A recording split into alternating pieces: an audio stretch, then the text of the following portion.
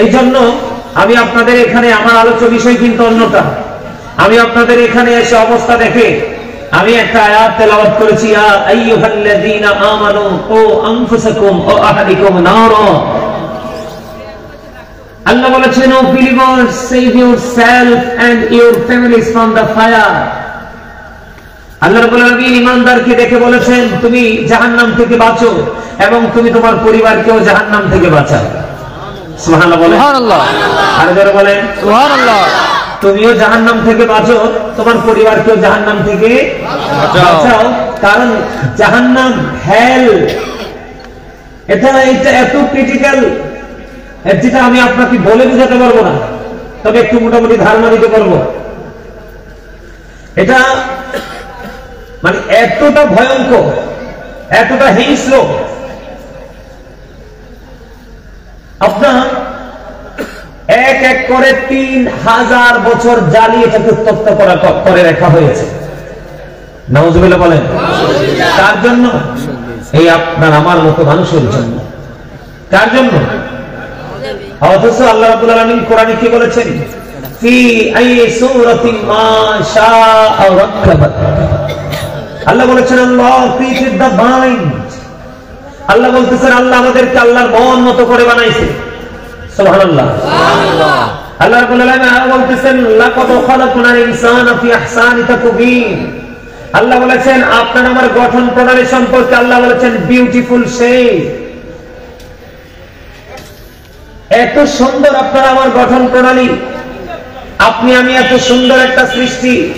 আপনি আমি মনে করি পৃথিবী সুন্দর, কিন্তু আল্লাহ রাব্বুল আলামিন সূরা 3 খুলে দেখলাম, আল্লাহ ডেকে ডেকে বলতেছে, না বান্দা, আমি আল্লাহর কাছে শ্রেষ্ঠ সুন্দর হলো তোমরা, কারণ তোমাদেরকে আমি আশরাফুল মাখলুকাত বানিয়েছি। জোরে জোরে বলেন সুবহানাল্লাহ। আর যারা বলেন সুবহানাল্লাহ। সুবহানাল্লাহ।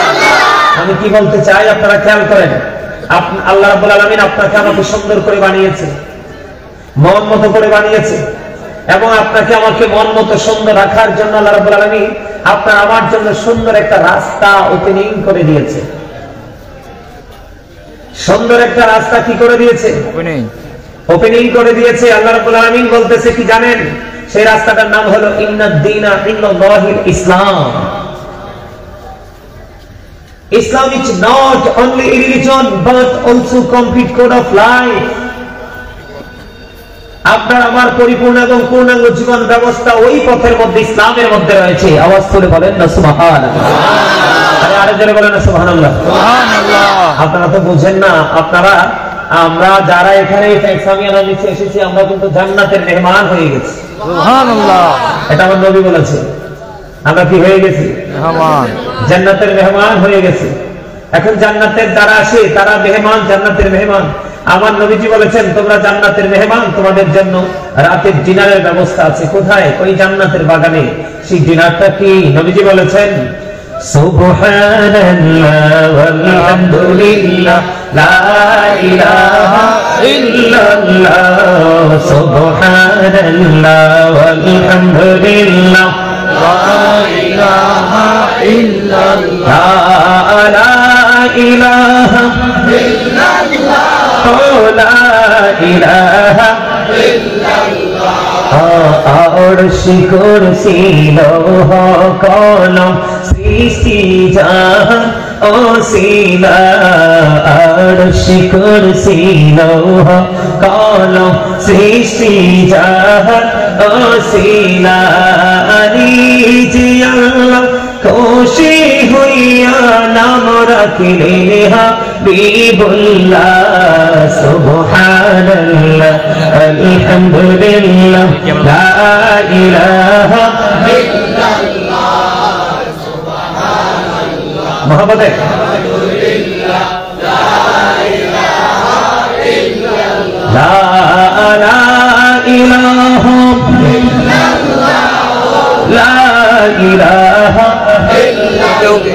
লা ইলাহা ইল্লাল্লাহ মুহাম্মাদুর রাসূলুল্লাহ সাল্লাল্লাহু আলাইহি ওয়াসাল্লাম। জোরে জোরে বলুন আলহামদুলিল্লাহ। মজা নিছে না তো? আলহামদুলিল্লাহ, আলহামদুলিল্লাহ। এই তুমি সিঙ্গেল যেভাবে বলছো, সবাই যদি এইভাবে বলতো তাহলে আলহামদুলিল্লাহ আওয়াজটা আরো বড় হতো। আওয়াজটা যত বড় হবে শয়তান তত দূরে যাবে, আর শয়তান যত দূরে যাবে আপনি আমি ততই নিরাপদ।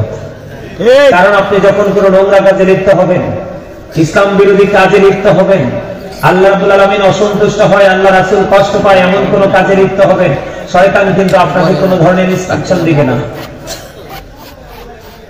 যখন আপনি কোনো ভালো কাজে নিজেকে ইনভলভ করে ফেলবেন, শয়তান তখনই আপনাকে কি করার চেষ্টা করবে, ওখান থেকে ফিরিয়ে দেওয়ার, ঘুরিয়ে নেওয়ার চেষ্টা করবে।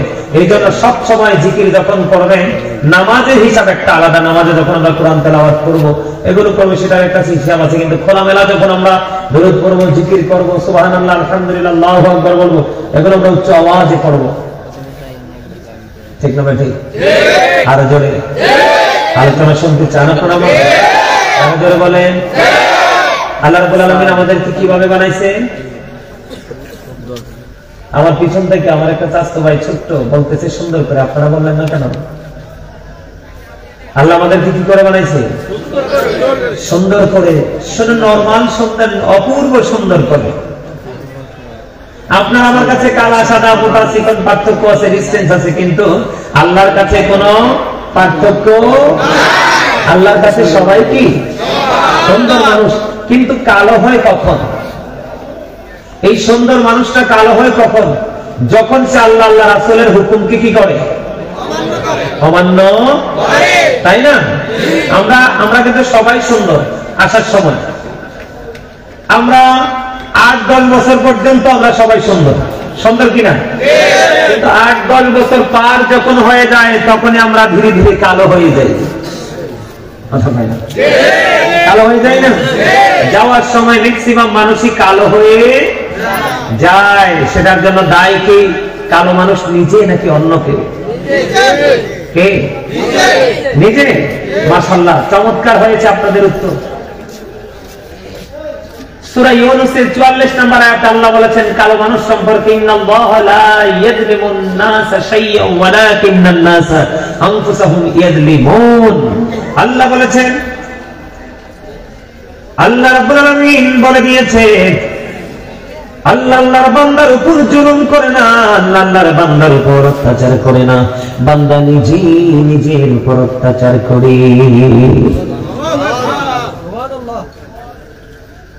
আপনার আজকে বন্ধু কংগ্রেস পশ্চিম পাড়া গ্রামের ম্যাক্সিমাম মানুষ কালো হয়ে গেছে। কি হয়ে গেছে? কালো হয়ে গেছে। চামড়া যদিও সুন্দর, আসলে তারা সুন্দর মানুষ হতে পারেনি। সুন্দর মানুষ হলো ওরা যখন দুনিয়ার কাজের সময় হয়, সে দুনিয়ার কাজ করে। যখন আল্লাহর গোলামির সময় হয়, আল্লাহর গোলামি করে। এটার চামড়া যদি দেখতে কালো হয়, এটাই হলো আসল সুন্দর মানুষ। বুঝে আসে আমার কথা? বুঝে আসবে কথাটা, আরো ইজিলি বুঝতে পারবেন, নিতে পারবেন। যদি আপনাদেরকে আমি এক ছোট্ট একটা এক্সপ্লেইন, একটা ব্যাখ্যা দিই, সে ব্যাখ্যাটা কি জানেন? এদিক তাকান। এই যে আপনি আমি প্রত্যেকে দেহ বলে মানুষ, ঠিক না? কিন্তু দেহের পাওয়ার কি সবসময় থাকবে? একদিন কিন্তু এটা কি হয়ে যাবে? অচিন বেশি চলে। কিন্তু চলে যাওয়ার মাথা এবং চলে যাওয়ার দুটোর মাঝখানে হালকা একটা গ্যাপ আছে। এই গ্যাপটা মানেটা কি? ভিতরে আরেকটা মানুষ আছে। ইংলিশে যেটাকে বলা হয় সোল, বাংলাতে যেটাকে বলা হয় আত্মা। আল্লাহ বলেছেন, সে the soul is the order of my lord. Allah বলেছেন, ক্বালির রূহু মিন আমরি রাব্বি, past tense, present tense, future tense. অতীত আলমে রোহা, বর্তমানে পৃথিবী। অতীত হলো কি? ফাস্ট টেন্স, প্রেজেন্ট টেন্স পৃথিবী, ফিউচার হলো কবর থেকে বাকি জীবন। এখন আপনার ভিতর থেকে এটা বের হয়ে গেলে আপনি আমি নাই। কথা বল না কেন? আপনি কি মনে করছেন এই দুনিয়াটাই আপনার শেষ? আরে না, মাত্র তো স্টার্ট করেছেন, মাত্র কি করেছেন? আপনি দুনিয়ার সিসি ক্যামেরা দেখলে কত ভয় পান, কত আতঙ্কিত হন, কিন্তু আপনার দুই কাছে দুইটা সিসি ক্যামেরা চিরস্থায়ী ভাবে ফিটিং করা আছে, সেই ক্যামেরার খবর একবারও রাখেন? জানেননি ক্যামেরার নাম কি? ওয়া ইন্না আলাইকুম লা হাফিজিন কিরামান কাতিবিন, ঠিক কিনা বলেন? কিরামান কাতিবিন কাতিবশিয়া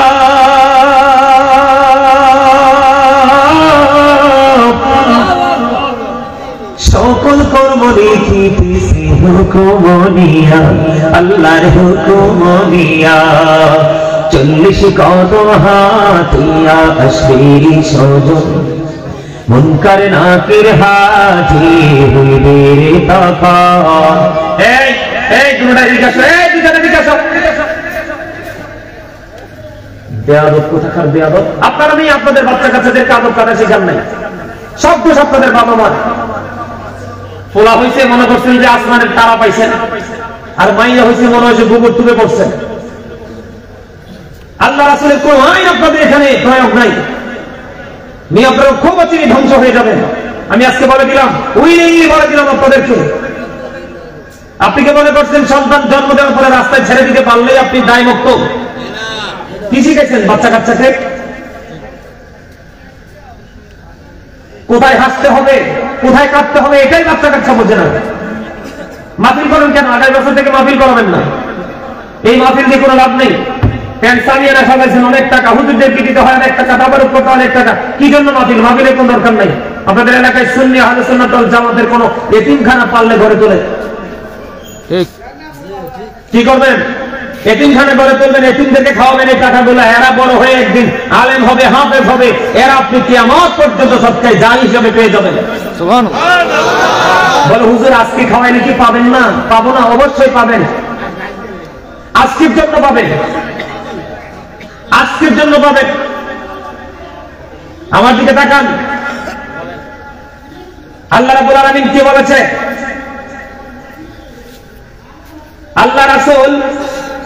আল্লাহ রাসূল বলে দিয়েছে। আপনারা কি রাগ হওয়ার কথা? আরো যারা বলেন রাগ হও, রাগ হইলে কপাল করবো। আমার আপনারা জীবনে কোনোদিন দেখছেন এখানে? আজকে প্রথম দেখা, হয়তো আজকে শেষ দেখা হতে পারে। আমি আজকে শাসনও করবো, ভালোবাসার আলাপ হবে পরে, আগে শাসন। কথা বলেন না কেন? কারণ আপনারা সবাই আমার স্টুডেন্ট।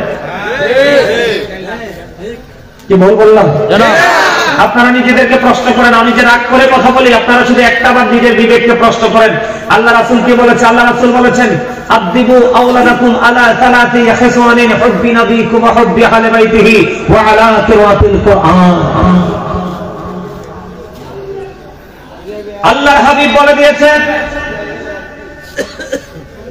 বাবা যারা হয়েছেন, মা যারা হয়েছেন, আমি আপনাদেরকে বলি,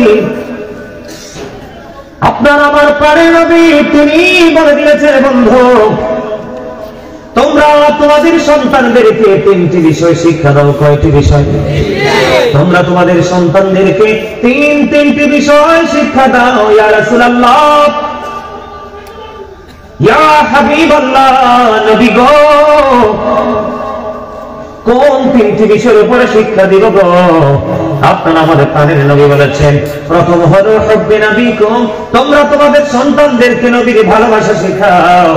এরপরে বলেছেন হুব্বি আহলি বাইতিহি, নবীর পরিবার আহলে বাইতের ভালোবাসা শেখাও। ইয়া রাসূলুল্লাহ, তারপরে কি শিখাবো? আপনারা আমার প্রাণের নবী বলে দিয়েছেন, ওয়ালা কিরাতিল কুরআন, তোমরা তোমাদের সন্তানদেরকে কোরআন তেলাওয়াত শেখাও। এবার আমি আপনারা বাবা যারা হয়েছেন বুকে হাত দিয়ে বলেন, কয়জন বাবা কয়জন মা আপনারা সন্তানকে নবীর ভালোবাসা শিখিয়েছেন? কারণ এই ভালোবাসা ফরজ, এই ভালোবাসা ঈমান, নবীর আহলে বাইতের ভালোবাসা। এটাও ফরজ, এটাও ঈমান। এই ভালোবাসা দুইটা কে শিখাইছেন? এরপরে নবী বলেছেন কোরআন তেলাওয়াত শেখাও। কয়টা বাবা মা সন্তানকে কোরআন তেলাওয়াত শিখাইছেন? এখনকার যুগের ছেলেমেয়েরা মোটামুটি কোরআনের নামটা একটু জানে, তার কারণ হলো পাড়ায় পাড়ায় মহল্লায় মহল্লায় মাদ্রাসা আছে। এখনো বাংলাদেশে অসংখ্য কোরআনে হাফেজ আছে, এখনো বাংলাদেশে অসংখ্য আলেম ওলামা আছে রে। এখনো বন্ধু ছেলেরা এটার নাম কিছুটা হলেও জানে, কিন্তু মনে রাখবেন অল্প দিন, বেশি দিন নাই, অল্প কিছু দিনের মধ্যে অনেক বাচ্চারা এই কোরআনের নামটা পর্যন্ত ভুলে যাবে।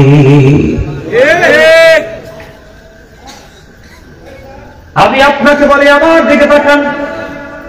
এই যে একটা মোবাইল, এই মোবাইল মানুষের ঈমান চুরি করে নিয়ে গেছে, মানুষের আমল চুরি করে নিয়েছে।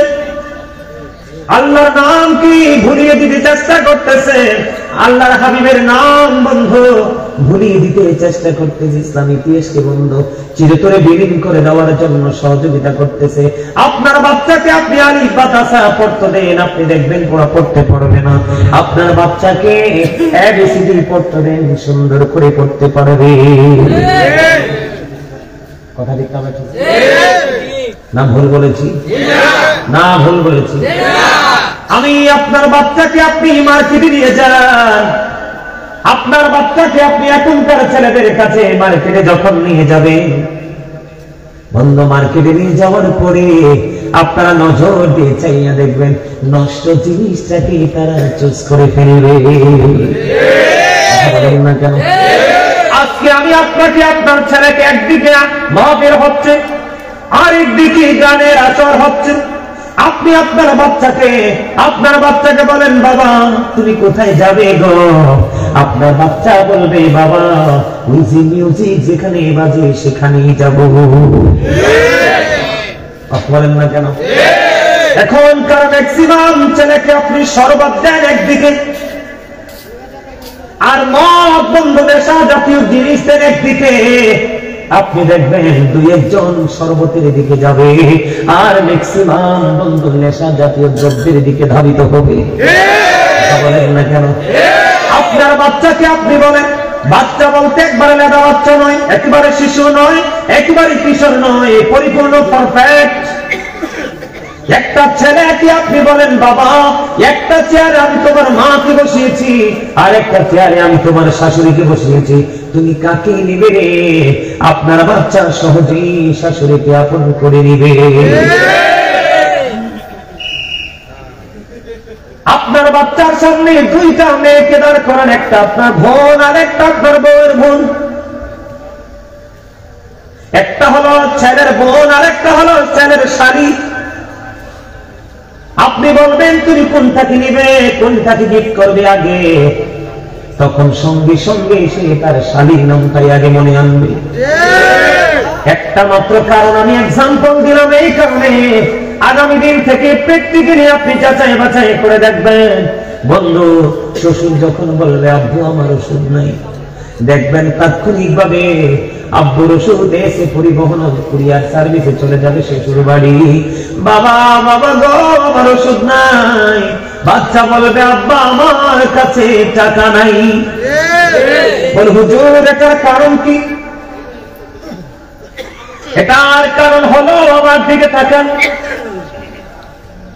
ওই যে আমি বাবাদেরকে ধমকের সুরে কথা বলেছি, বাবা তোমরা জানো না কাল কিয়ামতের দিন তোমরা তোমাদের সন্তান তোমাদের এগেইনস্ট পার্টি হয়ে যাবে, এগেইনস্ট পিপল হয়ে যাবে, তোমাদের এগেইনস্টে সাক্ষী দিবে, হাত পা বেঁধে তোমাদেরকে দায়ী করে জাহান্নামে নিয়ে যাওয়ার জন্য চেষ্টা করবে তোমাদের সন্তানেরা। তোমরা ভুলে যেও না, ভুলে যেও না। কোরআন শরীফের 19 পারা সূরা শুআরা 88 নম্বর আয়াতে আল্লাহ রাব্বুল আলামিন বলে দিয়েছে, আমি কি একটু তেলাওয়াত করব? আপনারা কি আমার তেলাওয়াত একটুখানি শুনবেন নাকি বিরক্ত হবেন? আমি আপনাদেরকে বলি জোরে জোরে আওয়াজ দিয়ে আমার সাথে কথা বলবেন। আল্লাহ রাব্বুল আলামিন কোরআন শরীফ এই সূরা শুআরা কোরআন শরীফের 19 পারা আল্লাহ কি বলে দেখেন, আমি একটু তেলাওয়াত করি। ও বন্ধু এটা আমি যে কোনো কারণে কাউন্ট করে রেখেছিলাম, কারণ বন্ধু এখন বর্তমানে একটার বেশি দরকার। আল্লাহ রাব্বুল আলামিন বলেছেন বিসমিল্লাহির রহমানির রহিম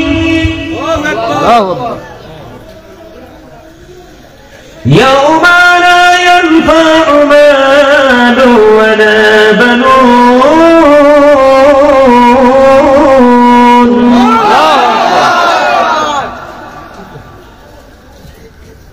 ইল্লা মান আতাল্লাহু বিকলবিন সালিম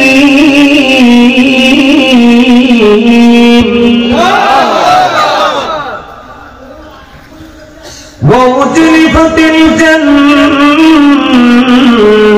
لِلْمُتَّقِينَ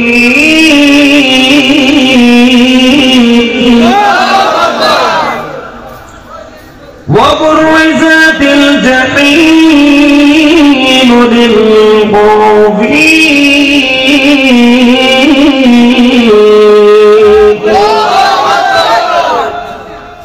ভাল লাগছে তেলাওয়াতটা আসলে একটা কথা বলি আমার কথাই আপনারা বুঝতে পারছেন কিনা জানি না আমি একটু উইক দুর্বল আজকে গতকালকে 5 দিন পরে রাত্রে 1টা বাজে কটা ভাত খাইছি 5 দিন ভাতের সাথে দেখা নেই হঠাৎ করে অসুস্থ হয়ে গেছি অনেক পরিশ্রম অনেক জার্নি রাত দিন গাড়িতে থাকতে হয় তারপরে আসছি জানেন আমার কাছে মুসলমান ভাবতে লজ্জা লাগে বিশ্বাস করেন আমাদেরকে নিজেদেরকে মুসলমান ভাবতে লজ্জা করে মুসলমানের তো কিচ্ছু নাই আপনি দেখবেন আপনার বাড়িতে একটা মানুষ বিপদে পড়ে আছে বাড়িতে গড়া করে দিচ্ছে 10টা টাকা আপনার হাওলাত দিবে না সুদে বললে 1-10 জন লোক দাঁড়াবে এটা কখনো মুসলমানের চরিত্র হতে পারে না আমি এই ঘটনার পরে নিজেকে মুসলমান দাবি করতে পারি লজ্জা লাগার কথা না কথা বলেন আপনার আশেপাশে হিন্দু আছেন মন্দির টন্দির আছেন হিন্দুদের যখন পূজা হয় আপনি খেয়াল করে দেখেন বাচ্চাগুলো পর্যন্ত ঘরে থাকে না দলে দলে সারি সারি ভাবে তাদের উপাসনালয়ে চলে যায় কিন্তু আমরা এমন কলঙ্কিত নির্লজ্জ বেহায়া মুসলমান এই ভোট ঢোকা পকেটে যায় আইসে এখানে ভোট খায় বই বই আমার কথাগুলো আপনারা সিরিয়াসলি নিয়েন দিয়েন না কি বলি আপনারা একটু খেয়াল করেন প্রত্যেকটা সেক্টরে আপনি নজর দিয়ে দেখেন ইসলাম গরিব হয়ে গেছে ইসলাম যখন এসেছিল তখন ইসলাম গরিব ছিল আবার যখন ইসলামটা গরিব হবে তখনই পৃথিবীর অবস্থা পুরো প্রতিকূলে চলে যাবে আল্লাহ কি কয় দেখেন আমি একটু ট্রান্সলেশন করি বন্ধনে আমার কোরআন শরীফের সূরা শুআরা 88 নম্বর আয়াত 19 পারা আল্লাহ বলেছেন ইয়াউমা লা ইয়ানফা'ু মালু ওয়ালা বানুন আল্লাহ রাব্বুল আলামিন বলে দিয়েছেন বন্ধু যেদিন ধন ও সম্পদ ও সন্তান সন্ততি ধন সম্পদ ও সন্তান সন্ততি একটাও কাজে আসবে না সেই দিন কোন দিন সেই দিন ঘর বন্ধকার কিয়ামতের দিন যেই দিন আপনার ধন সম্পদ সন্তান সন্ততি একটাও কাজে লাগবে না আহারে হতভাগা পিতা মাতারে যেই সন্তানের জন্য তুমি জীবনকে কুরবানি করে দিলা এই সন্তান তোমার জীবনে ওপারে কঠিন সময়ে কোনো কাজে লাগবে না যেই অর্থ উপার্জনের জন্য রাত নাই দিন নাই নিজের সুখের দিকে তাকাও নাই অর্থ শুধু উপার্জন করেছো এই অর্থ তোমার কোনো উপকারে আসবে না আল্লাহ রাব্বুল আলামিন পরের আয়াতটা কত মজার দেখেন আল্লাহ রাব্বুল আলামিন পরের আয়াতে বলেছে ইল্লা মান আতাল্লাহু বিকলবিন সালিম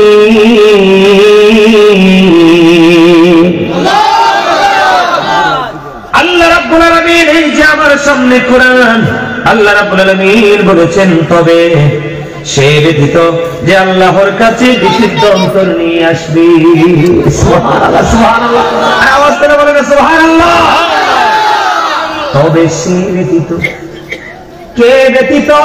কে রে সেই লোকটা যে নিজেও জাহান্নাম থেকে বাঁচার রাস্তা খুঁজে বের করছে আপন স্বজনকে জাহান্নাম থেকে বাঁচার রাস্তা দেখায় রে ওই যে একটু আগে বললাম হাদিস শরীফটা, আদিবু আওলাদাকুম আলা সালাতি খিসালিন হুব্বি নবিকুম ওয়া হুব্বি আহলি বাইতিহি ওয়া আলা তিলাওয়াতিল কুরআন।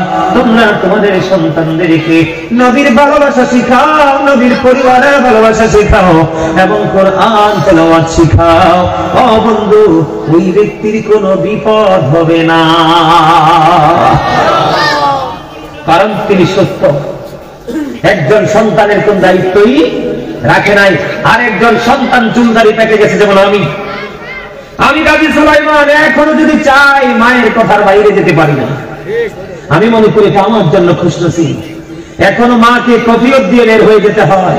আমি সেই ছেলে, জীবনের এক মুহূর্ত মায়ের কথার বাইরে যেতে পারে নাই। বাবা সরকারি চাকরি করছে, সারা জীবন মায়ের বাইরে।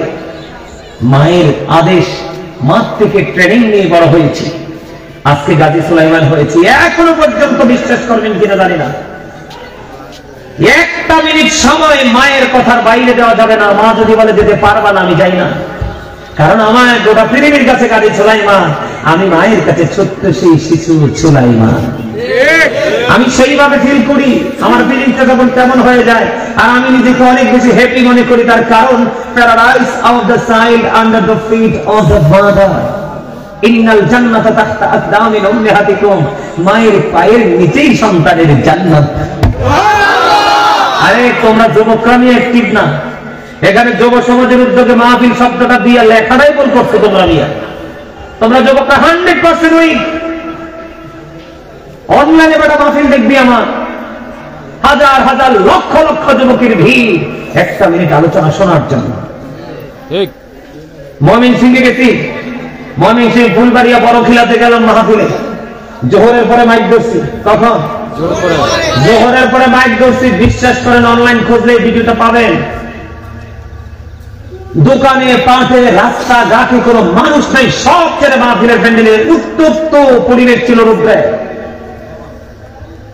এই প্যান্ডেল তার মনে হয় 15টা প্যান্ডেলের সমান হবে মিনিমাম, তা আমার মনে আরো বেশি হবে। ডান দিক দিয়ে বাম দিক দিয়ে লোক ছাড়িয়ে গেছে। জোহরের পরে মাইক ধরছি, আসর আজান দিয়েছে, মাইক ছাড়ছি, মানুষ খালি ঢুকছে আর বের হয়নি। পাশে এক লোক মারা গেছে, পাশে এক লোক কি করছে? মারা গেছে। পাশে এক লোক কি করছে? মারা গেছে। বিশ্বাস করেন, লাশের কাছেও যায় নাই। সুবহানাল্লাহ বলেন না? সুবহানাল্লাহ। বলে হুজুর মানিটা কি, মানিটা কি, মানিটা কি? মানি হলো বলল আল্লাহ রাব্বুল আলামিন বলে দিয়েছে আমার দিকে তাকান। আল্লাহ রাব্বুল আলামিন বলে দিয়েছে এদিকে তাকান। হ্যাঁ, ওইখানে কি তাবারুক? হ্যাঁ মিয়া ভাই, যারা তাবারুকের দায়িত্বে আছেন ঝগড়া করেন না, আওয়াজটা এখানে আসে। হ্যাঁ, তাবারুক ফালাইয়া সবাই চলে আসে। আপনাদের উচ্চ আওয়াজ এই মাহফিলের আদব খেলাদের জন্য যথেষ্ট। কথা হয় না? ভুল বলছি? আচ্ছা, আপনারা কি তাবারুক খাইবেন না ওয়াজ খাইবেন? আলহামদুলিল্লাহ, তাবারুকের দরকার নাই তো। আরে বাবারে, thank you very much, you are great. আলহামদুলিল্লাহ বলেন। এইরকম ফিলিংস নিয়ে ওয়াজে আসবেন, তাহলে তাবারুকও মিলবে, জান্নাতও মিলবে। আর যদি টিপ টিপ করে ভাবেন আল্লাহ গো, গাজী সাহেব কখন বলছে সারা না কিনলে ধীরে নিয়ে নিতে, তাহলে এটাও হবে না, ওটাও হবে না, আখেরাত তো পাবেনি। বলেন ঠিক না ঠিক? আল্লাহ রাব্বুল আলামিন কি বলে? আল্লাহ বলে যে join with my dear people, come to my paradise.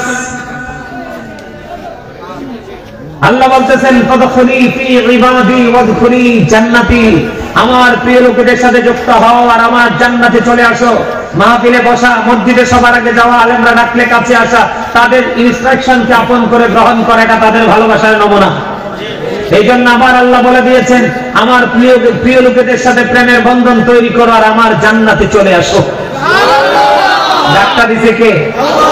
কোন সন্দেহ আসেনি? হুজুরদেরকে ভালোবাসলে লাভ আসেনি? হুজুরদের মায়ের খেলে লস আসেনি? হুজুরদের মায়ের খেলে লস আছে? আছে? নাই নাই নাই। আল্লাহ রাব্বুল আলামিন বলেছে পৃথিবীতে আমার যত বান্দা আমি পাঠিয়েছি, এই বান্দাগুলোর মধ্যে আমি আল্লাহকে যদি সত্যিকার অর্থে ভয় করে থাকে তারা আলেমরা। ইন্নামা ইয়াখশাল্লাহা মিন ইবাদিহিল উলামা। জোরে জোরে কোন সুবহানাল্লাহ। আল উলামাউল ওয়ারাসাতুল আম্বিয়া। আলেমরা হচ্ছে হক্কানি আলেম, ভণ্ড আলেম না, কিন্তু হক্কানি আলেমরা হচ্ছে নবীদের কি ওয়ারিস, বংশধর। কারণ আলেম ওলামা না থাকলে তো কোরআন হাদিস বুঝবো না। তো কোরআন হাদিস যদি আমরা না বুঝি তাইলে কি মানুষকে হেদায়েতের বাণী যথাযথভাবে দিতে পারবো? পারবো। এবার আসেন বন্ধু, আমি যেটা বলতে চেয়েছিলাম, ওই বাবা সুস্থ, যে বাবা আজান দিনে মসজিদে মাহফিলের সময়, বন্ধু মাহফিলে দুনিয়ার কাজের সময়, দুনিয়ার কাজে, দুনিয়ার শিক্ষা দেওয়ার সময় বন্ধু দুনিয়ার শিক্ষা দেয়, আখিরাতের শিক্ষা দেওয়ার সময় আখিরাতের শিক্ষা দেয়। ওইটা হলো সুস্থ মানুষ রে, সুস্থ বাবা, সুস্থ মা, সুস্থ ভাই, সুস্থ দাদা, সুস্থ চাচা। ওই বন্ধু তার ওই পারে কোন ধরনের কোন বিপদ হবে না। তার ধন সম্পদ সন্তান সন্ততি যা করেছে সব কিয়ামতের দিন তার কাজে লাগবে। কিন্তু বন্ধু যে ব্যক্তি উদাসীন হয়ে আছে, আল্লাহর গোলামি করতে হবে, নবীর আদেশ মানতে হবে, মাহফিলে যেতে হবে, পবিত্র কাজে নিজেকে যুক্ত করতে হবে, এটা যে বোঝে না সে তো সেন্সলেস বন্ধু, স্টুপিড, বোকা। কথা কয় না? এটার ধন সম্পদ সন্তান সন্ততি কিছুই কোন কাজে আসবে না রে। এটা বন্ধু আমাদেরকে বুঝে নিতে হবে। আমার দেখেন আল্লাহ রাব্বুল আলামিন আরো বলেছেন, এবার কিনে আমার দিকে তাকান, আল্লাহ বলেছেন ওয়াউজিলিফাতিল জান্নাতু লিল মুত্তাকিন।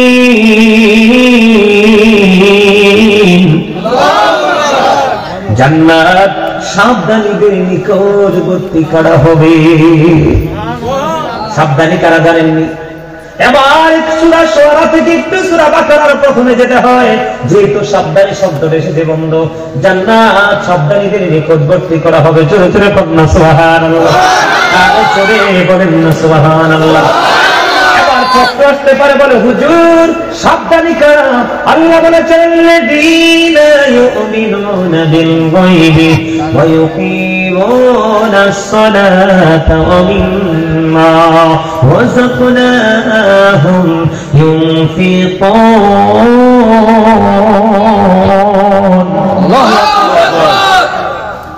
আল্লাহ বলেছে সাবধানীদের নিকটবর্তী করা হবে জান্নাত। তার মানে যারা আজকে গাজী সুলাইমানের কথা শুনছে এবং আরো যারা বলেছিলেন তাদের কথা শুনেছে, জীবন ভর এমন আমার কথা শুনবে রে, তারাই হলো বন্ধু সাবধানী।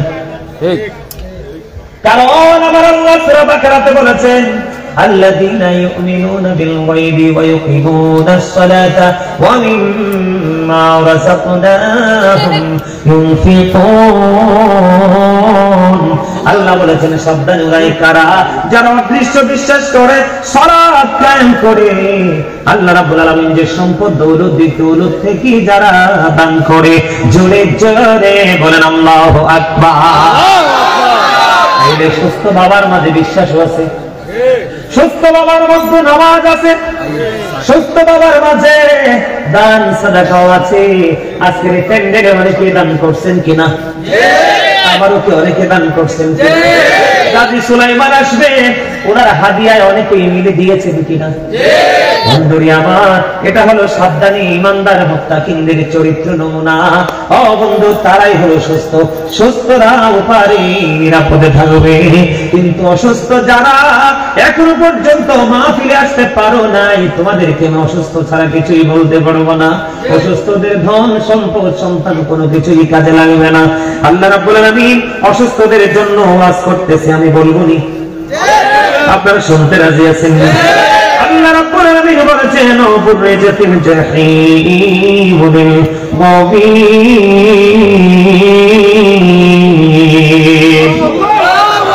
দুজক প্রকাশিত হবে অবাধ্যদের জন্য। ও বন্ধু, দুজক প্রকাশিত হবে কার জন্য? কথা শুনেন না, কথা বলেন। দুজকটা প্রকাশিত হবে কার জন্য? অবাধ্যদের জন্য, অকৃতজ্ঞদের জন্য। অবাধ্য কারা? আজকে দিনের দাওয়াত হচ্ছে, আপনি আসছেন না, অবাধ্য করেছেন। কথা বল না কেন? আরো ধরে বলেন অবাধ্য। অবাধ্যদের নমুনা কিনা?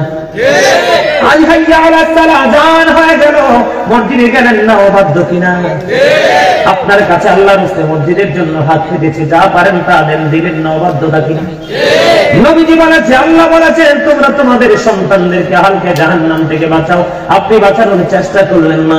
নবীজি বলে দিয়েছে তোমরা তোমাদের সন্তানদেরকে নবীর ভালোবাসা শিখাও, নবীর পরিবারের ভালোবাসা শিখাও রে, কোরআন তেলাওয়াত শিখাও। আপনি এগুলো করলেন না, আপনি অবাধ্য হয়ে গেছেন, আপনি অকৃতজ্ঞ হয়ে গেছেন। ওই অবাধ্য অকৃতজ্ঞদের জন্য প্রকাশ করা হবে জাহান্নাম। জোরে জোরে কন্যা নাউজুবিল্লাহ। আমার এই 4টা আয়াত তেলাওয়াত করার কারণ হলো বন্ধু, আপনাদেরকে বলি, এই 4টা আয়াত তেলাওয়াত করার মানে হলো আপনাদের এলাকার যুব সমাজ, আমি যুবক, তোমরা আমার কথায় যদি রাগ করো কপাল পুড়বে, আর চিন্তা করে যদি কলিজায় ঢুকাও তাহলে তোমাদের কপাল খুলে যাবে। বলে কেন বললাম? আমার কাছে মনে হয় যে এই মাহফিলে যাই এখন দেখতে পাই যুবকদেরকে দেখা যায় না, যুবকদেরকে দেখা যায় না। আমি আসছি এই কংগ্রেস গ্রাম থেকে, যুবক তোমাদেরকে বলছি রে, আমি তোমাদেরকে নিয়ে বেশি চিন্তিত, আমি তোমাদেরকে নিয়ে বেশি উদ্বিগ্ন, আমি তোমাদেরকে নিয়ে বেশি বেশি আতঙ্কিত। তার কারণ হলো ওই যে বলেছে আল্লাহ মানুষকে সুন্দর করে বানাইলো, সুন্দর করে বানাইয়া সুন্দর একটা রাস্তা দিয়ে দিল, কিন্তু আমার যুবকেরা এখন আর সুন্দর পথে হাঁটে না। কথা কম না কেন? যুবক হাঁটে সুন্দর পথে হাঁটে? আরো জোরে বলেন হাঁটে। যদি বলে যুবক তোমরা যদি আমার সাথে রাগ করো, কিছু করার নাই, তোমরা তো মুসলমান, কথা কও না কেন? আমি তোমাদেরকে এক্সাম্পল দেই, যদিও তুলনা করা এটা উচিত না, তারপর এই তোমাদের কাছে যেহেতু আছে, হিন্দু মেয়েরা যখন পূজায় যায় দেখবো অন্য দিনের চাইতে সবচেয়ে দামি শাড়িটা পরে, সবচেয়ে উজ্জ্বল সিঁদুর তার কপালে মাখায়, সবচেয়ে দামি শাখা তার হাতে লাগায়, সবচেয়ে উত্তম রূপে সাজে, কারণ সে এটা তার জন্য বড় উপাসনালয়, তার জন্য বড় ইবাদত, তার ধর্মের বড় ইবাদত। তার মধ্যে শারীরিক মানসিক চারিত্রিক একটা পরিবর্তন আসে কি আসে না? যুবক তোমরা মুসলমান হয়েছ, তোমরা তোমাদের ইসলামকে দিন দিন কত খাটো করছো, তোমরা তোমাদের ইসলামকে দিন দিন কত ছোট করছো, স্নান করে দিচ্ছ। তোমরা একবার বিবেক খাটিয়ে দেখো, তুমি চা দোকানে যে পোশাক পরে যাও সেটা বলে তুমি মাহফিলে চলে আসলাম, তুমি 3 রাস্তার পরে দাঁড়িয়ে দাঁড়িয়ে যে গল্প করো, যে নোংরা পোশাক গুলো বাড়িতে দোষর পোশাক পরে সেটা পরেই তুমি মাহফিলে চলে আসলা। তুমি মিথ্যা কথা বলো, যাই বলো, গান চাও, সিনেমা চাও, টিভি চাও, হাসি তামাশা করো, টুপি ছাড়া তুমি আজকে মাহফিলটাতেও চলে আসলে তুমি টুপি ছাড়া। তুমি একটাবার নিজের আকল নিজের বিবেককে প্রশ্ন করো রে, তোমার মধ্যে চা দোকান আর মাহফিলের মধ্যে কোনো পার্থক্য আসেনি, কিন্তু তুমি করতে পারছো নি, তুমি করতে পারো নাই। এই যে আমার ভাইটা কিছুক্ষণ আগে আসছে, ওনার দিকে তাকাও, এই যে কন্যার যে সাদা টুপি, দেখো তোমরা অনেকের চাইতে ওনাকে অত্যন্ত স্মার্ট দেখা যায়, শুধু টুপির কারণে। কিসের কারণে? তুমি যদি কালো হও, তুমি যদি বিশ্রী হও, তুমি মাথায় টুপিটা দিয়ে তুমি দেখবা আমার সামনে একটা কালা ভাই অত্যন্ত হাসি খুশি ভাবে ওয়াজটা শুনতেছে শুরু থেকেই, যেটা আমার এই কালা ভাইয়ের দিকে দেখো, কালো এবং সাদা মিলে একটা টুপি আছে, তার চেহারাটা কালো, কিন্তু টুপির কারণে তুমি দেখো তাকে কত মায়া লাগে। কারণ টুপি পরা নবীর সুন্নাত, একটা সুন্নাতকে তুমি আপন করে ধরেছো, নবীর প্রেম। ওই যে কর্নারে কিছু যুবক টুপি পরে এসেছে, আমি তোমাদেরকে বাস্তবতা তুলে ধরলাম, তোমরা আবার বুঝো বেঈমান কাফিরদের ধর্মের কোনো ভিত্তি নাই, তাদের এটা ক্রিয়েট করেছে শয়তান।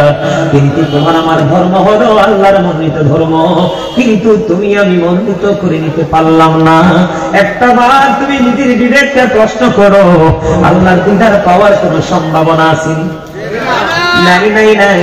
কারণ তুমি শুধু আমল করলে চলবে না, আমলের সঙ্গে সঙ্গে তোমার পাশাপাশি একটা জিনিস তোমার হৃদয়ে কন্টিনিউ রাখতে হবে, যেটার নাম হলো তাকওয়া, ভয়। বল হুজুর কেমন ভয়? আমি ভয়টা কেমন করে করব হুজুর? তুমি মাহফিলে বসেছ, তুমি মনে করতে হবে আমি আসলে পৃথিবীর জমিনে বসেছি, কিন্তু মূলত আল্লাহ এবং আল্লাহ রাসূলের জলসায় বসেছি। ওই জলসায় পৃথিবীর কোনো গল্প হবে না, আল্লাহর কোরআনের কথা হবে, হাদিসের কথা হবে। কথা বলো না? তোমার মধ্যে ওই ভয় রাখতে হবে এই মুহূর্তে, আল্লাহ গো আমার মধ্য দিয়ে যেন আদবের কোনো খেলাপ না হয়, কথা শোনার ক্ষেত্রে যেন কোনো ত্রুটি না হয়। তুমি সব সময় নিজেকে কি করতে হবে? অ্যালার্ট রাখতে হবে, ভয় রাখতে হবে। যদি তোমার সিনায় যদি তুমি ভয় রাখতে পারো, আল্লাহ রাব্বুল আলামিন বলেছেন আল্লাযীনা আমানু, খেয়াল করো যুবক ভাইয়েরা আমার, আল্লাহ বলেছেন আল্লাযীনা আমানু, যারা ঈমান এনেছে, ওয়া কানু ইয়াত্তাকুন, এবং তাকওয়া অবলম্বন করেছে, লাহুমুল বুশরা, তাদের জন্য সুসংবাদ, ফিল হায়াতিদ দুনিয়া, দুনিয়ার জীবনে, ওয়া ফিল আখিরা, এবং পরকালের জীবনে। আল্লাহ বলেছেন আল্লাযীনা আমানু ওয়া কানু ইয়াত্তাকুন লাহুমুল বুশরা ফিল হায়াতিদ দুনিয়া ওয়া ফিল আখিরা। আল্লাহ বলেছেন যুবক, তোমরা বিশেষ করে যুবকদেরকে মিন করে বলছি, আল্লাহ বলেছেন যারা ঈমান এনেছে, তার মানে তোমরা ঈমানদার ট্যাক্সি। আল্লাহ শর্ত দিয়েছে ঈমান আনার পরে কি করতে হবে? ওয়া কানু ইয়াত্তাকুন, এবং ভয় করতে হবে, তাকওয়া হৃদয়ে ধারণ করতে হবে। তুমি ঈমানদার হওয়ার সাথে সাথে অন্তরে যদি তুমি ভয় রাখতে পারো রে, আল্লাহ সঙ্গে সঙ্গে বলে দিয়েছেন লাহুমুল বুশরা, তাদের জন্য সুসংবাদ, দুনিয়ার জীবনে, ফিল হায়াতিদ দুনিয়া ওয়া ফিল আখিরা, দুনিয়ার জীবনে এবং পরকালের জীবনে। এত তাড়াতাড়ি তো বলে পড়ছে, হ্যাঁ? আমার কি মজা লাগে আপনাদের কাছে? কার কার কাছে মজা লাগে? দুই হাত সোজা করে রাখুন সবার কাছে। মাশাআল্লাহ মাশাআল্লাহ, আমার বিশ্বাসটা এমনই ছিল, হাতটা বল।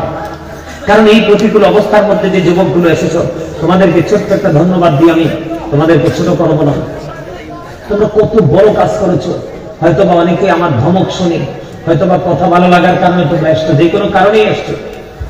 এই আশাটা কিন্তু তোমাদের নিজেদেরকে বাঁচিয়ে দিয়েছে, অন্ধকারের জগৎ থেকে তোমাদেরকে আলোর পথে হাঁটার নতুন একটা শিক্ষা তোমরা নিতে পারবে। তার কারণ যার মধ্যে সেন্স আছে, এটা শেষ বেলায় যদি আসে তারপরেও তুমি সফল হয়ে যেতে পারবে। কারণ আল্লাহ কিন্তু বান্দার শেষ অবস্থার পর্যন্ত অপেক্ষা করে।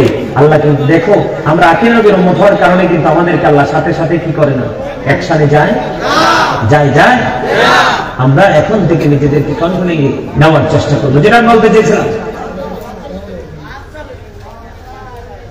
এই বাউন্ডারির ভিতরে ইয়াং ম্যান, তোমাদেরকে বলছি, এই মাহফিলের দর্শক যারা, শ্রোতা যারা, এরা বলছে ওয়াজ লাগবে, তাবারুক লাগবে না, দয়া করে তোমরা ওখান থেকে সাউন্ড দিও না, যেটা আমাদের পর্যন্ত কাছে এসে পৌঁছায়। তোমাদের যদি ওখানে কোনো কাজ থাকে তোমরা কাজ করো, তবে আদবের সাথে, নীরবতার সাথে। কারণ কথাগুলো যদি আমার জবানের, কিন্তু কথাগুলো আল্লাহ এবং আল্লাহর রাসূলের, ঠিক কিনা বলেন? আমি ঘুরিয়ে ফিরিয়ে বন্ধু আপনাদেরকে একটা কথা বুঝাইতে চাই, বারবার আমি আপনাদেরকে বুঝাইতে চাই, আমরা পথভ্রষ্ট, আমরা প্রতিকূলতার মধ্যে আছি। তার কারণ হলো আমি দেখাইছি বন্ধ মোবাইল। এটা একটা বিষাক্ত জিনিস, পৃথিবীর সকল বিষাক্ত পোকা এবং সাপে কামড় দিলে বিষ নামানো যায় রে, এই সাপের বিষ নামানোর ওঝা এখনো পৃথিবীতে আসে নাই। বলে হুজুর কেন গো আপনি ইমোশনাল জায়গায় কেন আমাদেরকে টাচ করেছেন? আপনাদের ইমোশন নিয়ে আমি কথা বলছি, তার কারণ হলো রে, এই যেটার নাম হলো মোবাইল, এটার মধ্যে যা কিছু আছে বেঈমান কাফের মুশরিকের, তার যেটার দিকে তাকাইলে নবীজি বলেছেন জিনা লাইনুন নাজরু, চোখের জিনা হলো দেখা।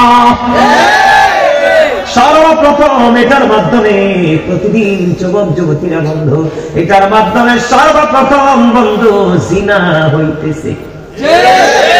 চোখে যদি জিনা করে কলবের জিনা হতো হয়ে যায়।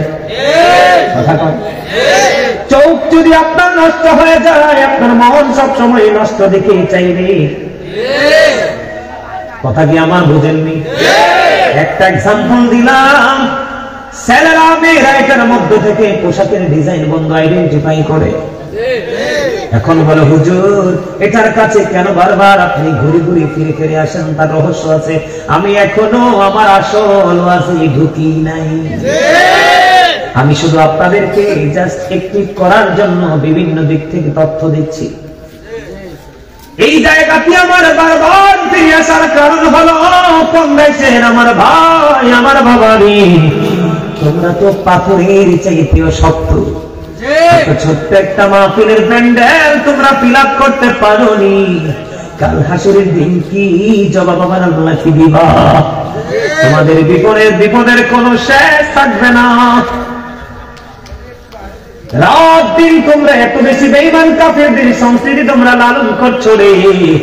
তোমরা আল্লাহ এবং আল্লাহর হাবিবের আদর্শকে দিন দিন কুরবানি করছো। আমি বলি এটার মধ্যে যা আছে সব বেঈমানদের, এবং তোমরা যা চর্চা করছো সেটাও বেঈমানদের। আমি সর্বপ্রথম যদি বাচ্চাদের ছেলেদের মাথার দিকে তাকাই, আপনারা দেখেন বাচ্চাদের মাথার চুলের দিকে তাকায় দেখেন, এখানে না বসলে পিছনে দাও, তুমি কাছে আসো, তুমি সামনে আসো, সামনে আসো। বাচ্চাদের ছেলেদের মাথার চুল কাটার স্টাইল দেখেন পুরো ইহুদিদের স্টাইল। এখন আমার ছেলেরা যুবক ভাইরা যে স্টাইলে চুল কাটে, এটা কোরআন হাদিসের বিধান মতো একেবারে টোটালি নাজায়েজ। ওই যে দেখেন চিকন আলী ঐশ্বরে যেটুকু ছাড়া দেখেন তার মাথার চুল যেন বাবুই পাখির বাসারি এর মতো। ওই যে আমার এখানে আরেকটা ওই যে দেখেন ওইদিকে এদের মাথার চুল যেন ধান জারার কুলা এরকম করে রাখছে। কানের গোড়ার দিকে নজর দিয়ে চায় দেখলাম, মনে হয় যেন ডিজিটাল রেল লাইন। হুজুর এগুলো কেন বলছেন? এবার দেখেন ম্যাক্সিমাম যুবকের পরনে বন্ধ জিন্স প্যান্ট। এগুলো কি হাসির জিনিস? তোমরা চিন্তা করো, ভাবো এই মাহফিল চাইলো আগামীকালকে আর করা সম্ভব নয়। দাড়িটা যখন যুবকেরা রাখে, অনেক ছেলে বিয়ের আগে দাড়ি রাখে, কিন্তু দেখতে লাগে আস্তা যেন মুসি। বলে হুজুর কেন মুসি বললেন? ওই যে ইহুদি নাসারা বেঈমান কাফেরেরা তোমার ইসলামকে কলঙ্কিত করার জন্য, তোরা তোমার আদর্শকে কলঙ্কিত করছে। ওরা যখন দাড়ি ডিজাইন করে, তুমিও তাকে দেখে তোমার দাড়িটা ডিজাইন করেছো। তোমরা জানো না তারা এবং তোমাদের মধ্যে আকাশ পাতাল পার্থক্য। আল্লাহ রাব্বুল আলামিন বলেছেন উইদ্দাত লিল কাফিরিন, তারা বন্ধু জাহান্নামী, কাফিরদের জন্য জাহান্নাম বরাদ্দ। তোমার পোশাক আশাক যা কিছু তোমার খাবার দাবার ম্যাক্সিমাম বেঈমান কাফিরদের থেকে তোমরা শিখছো, অথচ ওরা আল্লাহ বলেছেন ওরা জাহান্নামী। আর তোমরা যারা আজকে বেঈমান কাফিরকে ফলো করছো, আল্লাহ তোমাদের সম্পর্কে ওয়াজ করতেছে উইদ্দাত লিল মুত্তাকিন, তোমাদের জন্য আল্লাহ বরাদ্দ করেছে জান্নাত। তোমরা জান্নাতি, কিন্তু জান্নাতি হওয়ার পরেও তোমরা জাহান্নামীদেরকে ফলো করতে করতে তোমরা ধ্বংস হয়ে গেছো। এবার আমি বলি বন্ধু যুবক, ম্যাক্সিমাম যুবকের পরনে জিন্স প্যান্ট। আপনারা বলেন জিন্স প্যান্ট পরলে লজ্জাস্থান ঢাকা থাকে নাকি ফাঁকা থাকে? আরো জোরে বলেন, ঢাকা না ফাঁকা? 100% ফাঁকা। আমি আর ফাঁকাটা কেমন করে? একটা ছেলে শার্ট পরে গেঞ্জি পরে, এখনকার ছেলেরা তো পাঞ্জাবি পরেই না। হিন্দুদের পূজায় যায়, বিয়ে বাড়িতে যায়, রং তামাশায় যায়, পাঞ্জাবি পরে, অথচ পাঞ্জাবি পরে সুন্নাত, নামাজে পাঞ্জাবি পরে না। ও বন্ধু শর্ট শার্ট শর্ট গেঞ্জি পরে যায়। আমি নিজেও কত দেখছি, সামনের কাতারে জিন্স প্যান্ট পরে রুকু দিয়েছে, পিছনের কাতার থেকে তার পিছন দিকটার লজ্জাস্থান দেখা যায়। আছে না নাই? এবার আছেন, এটা কোরআন হাদিস থেকে আমি বলবো এটা কতটুকু বৈধ না অবৈধ। যুবকেরা তোমরা হৃদয়ে করে শোনো, যদি তোমরা বুদ্ধিমান হও, তোমরা যদি ইন্টেলিজেন্ট হও, তাহলে তোমাদের মানসিক পরিবর্তন আসবে। আর যদি তোমাদের বুদ্ধি না থাকে, আমার কিছু করার নাই। আমার দায়িত্ব তোমাদের সামনে বাস্তবতা থেকে অন্যায় অপরাধ গুলো তুলে ধরা। যুবকের দল, আল্লাহ বলেছে কোরআনে, আল্লাহ 3 শ্রেণীর পোশাক দিয়েছে বান্দার জন্য। একটা লজ্জাস্থান ঢাকার পোশাক, আরেকটা সাজের পোশাক, আরেকটা হলো তাকওয়ার পোশাক। আল্লাহ বলেছেন লিবাসুত তাকওয়া যালিকা খায়র। আল্লাহ বলেছেন আল্লাহর কাছে সবচেয়ে উত্তম পোশাক হলো তাকওয়ার পোশাক। যুবক, এই তাকওয়ার পোশাক পরা ফরজ রে। এটা এদিকে তাকাও যুবক বন্ধুরা, আমার দিকে তাকাও। আল্লাহর কোরআন থেকে হাদিসে আমি জানি না, এটা কোরআন থেকে বলছি। এই আল্লাহ রাব্বুল আলামিন বলে দিয়েছে ইমানদার পুরুষের পোশাকটা লুঙ্গি হোক, প্যান্ট হোক, পায়জামা হোক, ট্রাউজার হোক, যেই প্যান্ট তুমি পরো, যেটাই পরো, উপর দিক দিয়ে থাকবে নাভি বরাবর অথবা নাভির উপরে, কোনোভাবেই নাভির নিচে যাইতে পারবে না। আর নিচের দিক দিয়ে থাকতে হবে এই যে টাকনো বন্ধু, ট্রাক্টরটার উপরে কোনোভাবেই বন্ধু ট্রাক্টর নিচে যাওয়া যাবে না। কোন কারণে যদি ট্রাক্টর নিচে চলে যায় রে, তাহলে বন্ধু তোমার এই পোশাকটা তোমার জন্য অবৈধ হয়ে যাবে, ইবেন নামাজ পর্যন্ত আল্লাহর দরবারে কবুল হবে না। এবার আমি হাদিস শরীফে যাই, তোমরা কত অন্যায় করছো, তোমরা কত অপরাধের সাথে যুক্ত হচ্ছ, বেঈমান কাফেরদের শুধু ফলো করে করে যুবক আমার দিকে তাকাও। আমার নবীজি মসজিদের মধ্যে অপেক্ষমান, হঠাৎ করে দেখতেন এক ব্যক্তি এসে নামাজের নিয়ত বেঁধে ফেললো। নামাজের নিয়ত যখন বাঁধলো, নবীজি বললেন তুমি ওযু করে আসো। তিনি নামাজের নিয়ত ভেঙে ওযু করতে গেলেন, ওযু করে এসে তিনি আবার নামাজের নিয়ত বাঁধলেন। আবার নবীজি বললেন তুমি ওযু করে আসো। এমনি করে করে বন্ধু আবার তিনি ওযু করতে গেলেন, আবার ওযু করে এসে নামাজের নিয়ত বাঁধলেন, আবার বললেন তুমি ওযু করে এসো। আমার নবী যখন তাকে একাধিকবার বললেন ওযু করে এসো, আরেকজন প্রশ্ন করলেন ইয়া রাসূলুল্লাহ, ইয়া হাবিবাল্লাহ, নবী গো, ও প্রাণের নবী, বারবার কেন বলছেন গো ওযু করার জন্য? আমার নবীজি বলেছেন কিয়ামত পর্যন্ত সেই পোশাক পরে নামাজ পড়তে পারবে রে, তার নামাজ আল্লাহ পর্যন্ত পৌঁছাবে না। নবী নবী গো, কেন গো? ওই চাইয়া দেখো তার পোশাকটা ট্রাক্টর নিচে। এই খবর শুনলে মানুষ সুবহানাল্লাহ করে, আওয়াজ করে বলেন না নাউযুবিল্লাহ, আরো জোরে বলেন নাউযুবিল্লাহ। তাহলে আপনার আমার দিকে তাকান, হাজার চেষ্টা করলেও জিন্স প্যান্টে আপনি নাভি বরাবর বা উপরে তুলতে পারবেন না, কারণ এটা জন্মই হয়েছে ছোট্ট হয়ে। আপনি হয়তো আজকের ওয়াজের পর থেকে মনে মনে ভাববেন যে হুজুর আজকে থেকে জিন্স প্যান্ট পরবো, নিচে দিয়ে বটে দিবেন, নামাজরত অবস্থায় চলাফেরায় আমি মেনে নিলাম বটে দিবেন, কিন্তু উপরটাকে বৈধ করবেন কেমনে রে? উপর দিয়েও তো নাভি বরাবর অথবা উপরে রাখতে হবে। খেয়াল করছেন বিষয়টা কত সেনসিটিভ, কত বুখারী শরীফের মধ্যে এসেছে, যে বান্দার পুরুষ ইচ্ছে করে অহংকার করে করে ট্রাক্টর নিচে ঝুলিয়ে ঝুলিয়ে পোশাক পরবে, তার ঠিকানা হবে জাহান্নাম। নাউযুবিল্লাহ বলেন। আমার নবীজি এবার আসেন, আমার নবী বলেছেন পৃথিবীর বুকে যে ব্যক্তি তাকওয়ার পোশাক পরবে, তার মানে আল্লাহ যেইভাবে বলেছে, রাসূল যেইভাবে বলেছে, এই কন্ডিশনে যে পোশাক পরবে রে, আমার দিকে তাকান, হাদিস শরীফটা কত প্রেমময়।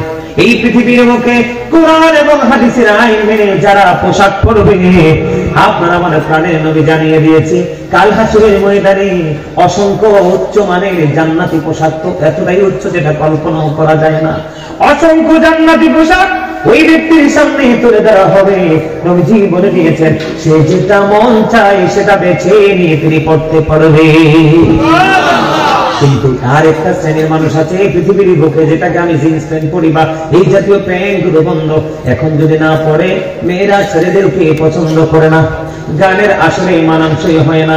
আমার নবী বলেছেন পৃথিবীর বুকে যে ব্যক্তি সম্মানের পোশাক পরবে, তাকে কাল হাসরের দিন অপমানের পোশাক পরানো হবে। জোরে বলেন না নাউযুবিল্লাহ। তাহলে এবার আপনারা খেয়াল করে দেখেন আমরা বেঈমান কাফিরের সংস্কৃতি ধরে ফেলেছি কিনা? আরো জোরে বলেন ধরছি কিনা? এটা দিয়ে কি আপনি আল্লাহর দিদার প্রাপ্ত বান্দা নিজেকে দাবি করতে পারবেন? কোনদিন সম্ভব? কোনদিনও সম্ভব না। এবার আসি বন্ধু, পোশাককে যেমন করে ইসলামের আইন উপেক্ষা করে কলঙ্কিত করে যুবকরা পড়া শুরু করে দিল, তেমনি ভাবে আপনার আমার জন্য পানি, দুধ, মধু, শরবত জায়েজ, কিন্তু মদ তো আপনার আমার জন্য হারাম। কথা বলেন না কেন? মদ কি মুসলমানের জন্য হারাম?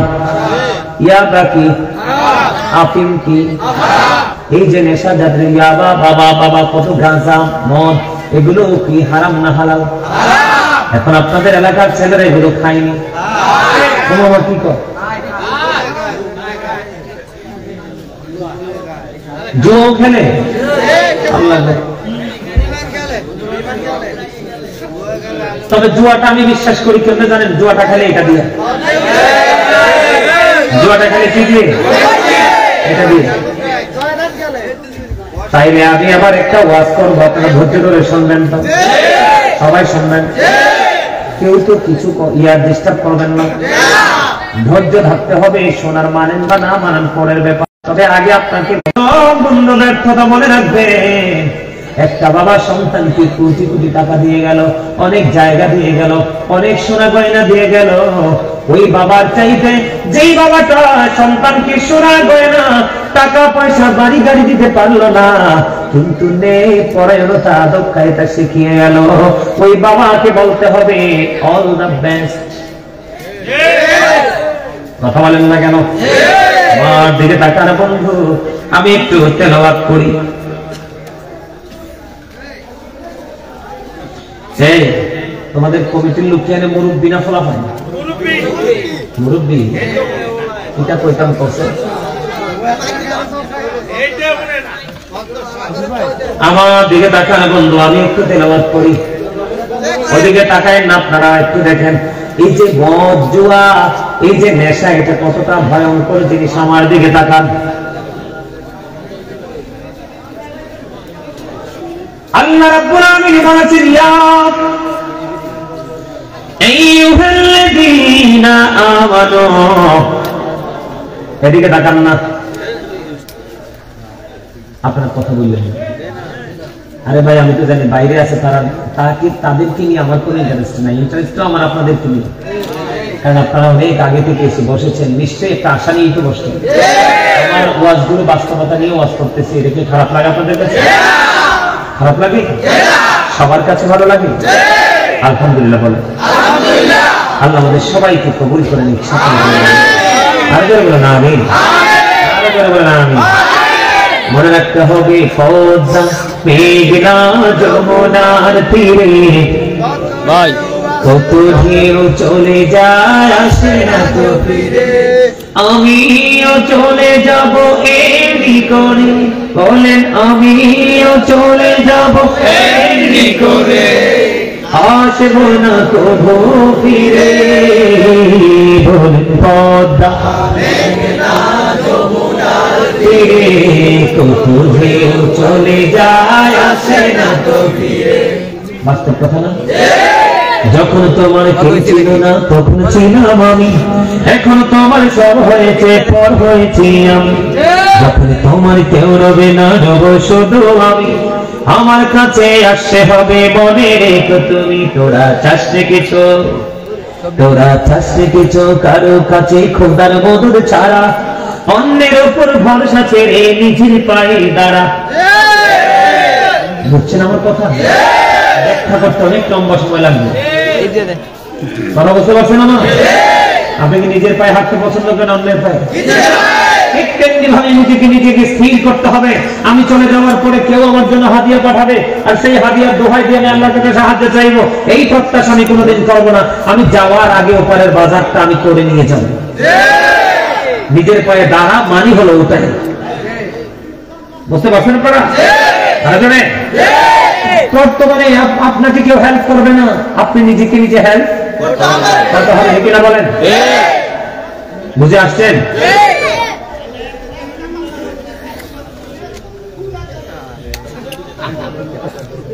আমার ওয়াজটা আমি করি একটু। আল্লাহ রাব্বুল আলামিন বলে দিয়েছেন আমার দিকে তাকাইয়া, আইয়ুহাল্লাযীনা আমানু ইন্নামাল খামরু ওয়াল মাইসিরু ওয়াল আনসাবু ওয়াল আজলামু রিজসুম মিন আমালিশ শাইতান।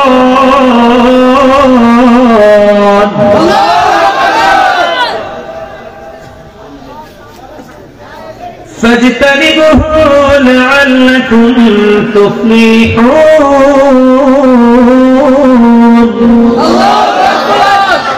আপনারা দুর্বল হয়ে পড়ছেন। আল্লাহ কি কয়? ইয়া আইয়ুহাল্লাযীনা আমানু ইন্নামাল খামরু ওয়াল মাইসিরু ওয়াল আনসাবু ওয়াল আজলামু রিজসুম মিন আমালিশ শাইতানি ফাজতানিবুহু লাআল্লাকুম তুফলিহুন।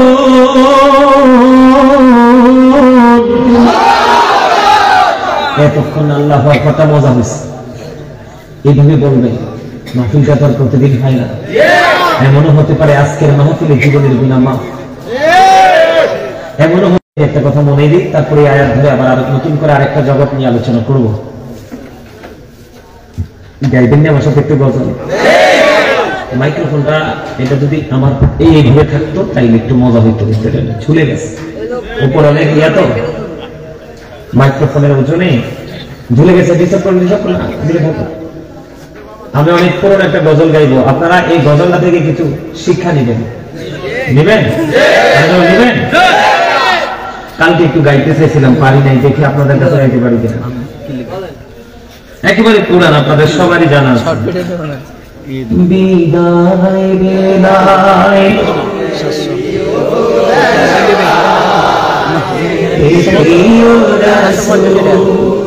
বিদায় বেলায় মুরে দিও দেখা, তবু দিদারে অবধূন্য তখন আমি শূন্য দেহ যখন লোকাবে ধোলাই। সবাই সবাই যুবকেরা বিদায় বেলায় মোরে দিও গো দেখা, কত নবী ওলি ছিল ধরার মাঝে, সবাই আপন নিয়ে চলে গেছে। কত নবী ওলি ছিল ধরার মাঝে, সবাই আপন নিয়ে চলে গেছে। আমিও তো পাবো না চারা, পৌঁছে যাব জীবনের মোহনায়। বিদায় বেলা মোরে দিও গো দেখা,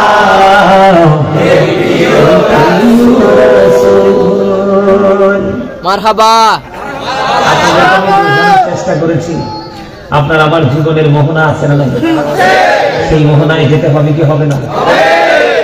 হবে, এটা আমরা জানি, কিন্তু কবে কখন কোথায় সেটা জানি। তাহলে সেই মোহনার জন্য আপনাকে আমাকে অল টাইম প্রস্তুত থাকতে হবে। প্রস্তুত থাকার জন্য কি চাই? বিবেক। কি চাই?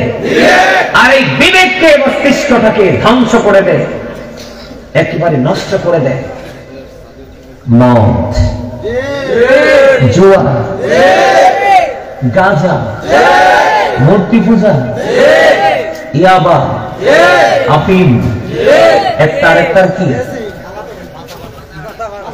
কথা বলেন না কেন?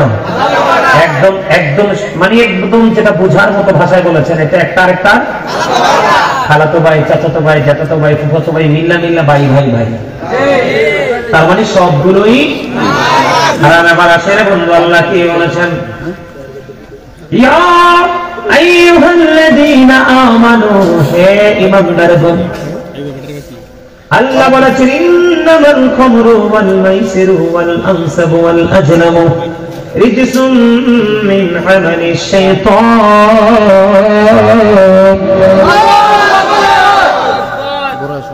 আল্লাহ রাব্বুল আলামিন ঈমানদারদেরকে ডেকে ডেকে বলে, ঈমানদারগণ, মদ, জুয়া, মূর্তি, ভাগ্য গণনা, এগুলো ঘৃণ্য বস্তু, শয়তানের কাজ। জোরে কন্যা নাউযুবিল্লাহ। ফাজতানিবুহু লাআল্লাকুম তুফলিহুন। আল্লাহ রাব্বুল আলামিন বলে দিয়েছেন, তা থেকে তোমরা বেঁচে থাকো যাতে তোমরা সফল হতে পারো। এখন আমাদের দেশের মুসলমানের থেকে বাচ্চা আছে না, এর সাথে যুক্ত আছে, তাহলে তাদের বাঁচা আছে নাই? নাই নাই, তাদের বাঁচা নাই রে। আমি আপনাদেরকে বলি, আল্লাহ বলেছেন মদ খাওয়া, জুয়া খেলা, রাশি গণনা, ভাগ্য গণনা করা, এগুলো গৃহস্থ শয়তানের কাজ। এখন শয়তান নিয়ে একটু ওয়াজ করি, আগে নাই না, আপনারা বুঝবেন না। শয়তান নিয়ে একটু ওয়াজের দরকার আছে না? শয়তান নিয়ে এক্সাম্পল স্বরূপ দিব বন্ধু।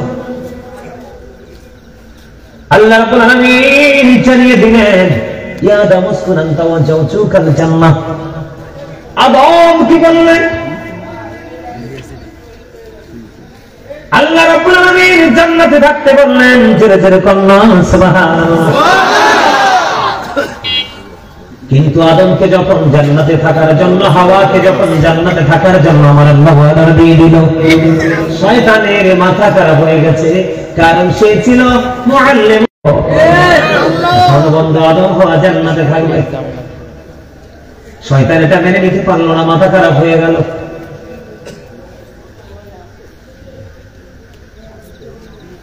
আল্লাহ রাব্বুল আলামিন এদিকে তাকান। আল্লাহ রাব্বুল আলামিন আদমকে বললেন, আদম জান্নাতের যেখান থেকে মন চায় খাইও, কিন্তু গন্ধ খাইও না। শয়তানকে আমি বুঝাই, দেখেন আজকে আপনারা যে জান্নাতের বাগানে আসছেন, শয়তান কিন্তু মাথা খারাপ, জানেননি এটা? কারণ তার দুঃখ, তার যন্ত্রণা, তার কষ্ট হলো রে, এত চেষ্টা করেও তাদেরকে আটকাইতে পারলাম না। আমার আল্লাহ ডেকে ডেকে বলে, ও কন্যাইশির যুবক, আমার ভাই, আমার বাবারা, তোমরা যারা জান্নাতের বাগানে এসেছো, আমার আল্লাহর কথার সাথে তোমরা নিজেদেরকে ম্যাচ করে নিয়েছো। হুজুর আল্লাহ কি বলেছেন? আল্লাহ বলেছেন, ইন্না কাইদা শাইতানি কানা দাঈফা, শয়তানের মাথা খারাপ। আল্লাহ বলেন, শয়তান ডিসিপশন ইজ ভেরি উইক।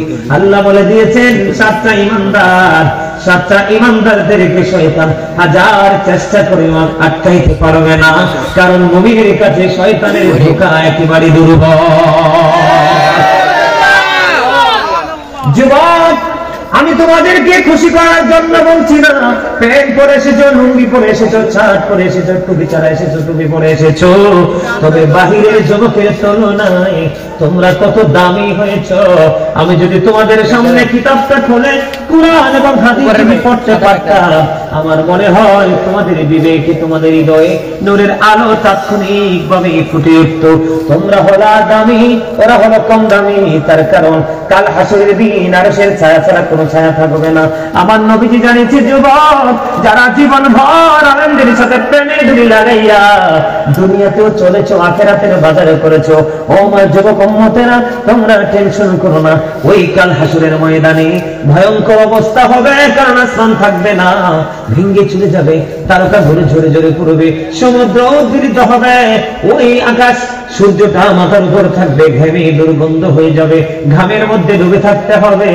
আমার নবী বলেছেন যে যুবকের সময় সময় পাল্লা দিয়ে, যুগে যুগে পাল্লা দিয়ে আমল করেছো, আমি নবীকে ভালোবেসেছো, নবীর ভালোবাসার মধ্যে আল্লাহকে রাজি করার চেষ্টা করেছো, ও যুবকেরা তোমরা টেনশন করো না। ওই কাল হাসরের দিন, ভয়ঙ্কর বিপদের দিনে আমার আল্লাহ তোমাদের 7 শ্রেণীর মানুষের জন্য আল্লাহর ছায়ার নিচে জায়গা রাখছে।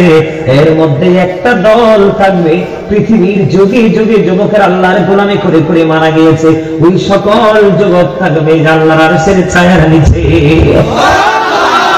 মনে রাখবো যে এই যুবক আল্লাহর আরশের ছায়ার নিচে জায়গা পাবে, তার হিসাব নিকাশের কোনো ভয় করার দরকার নাই। মনে করতে হবে এটা আল্লাহর মনোনীত হয়ে গেছি। যদি বলে ঠিক না ঠিক? শয়তানের মাথা খারাপ কি? কারণ আপনাদেরকে আটকাইতে পারে নাই।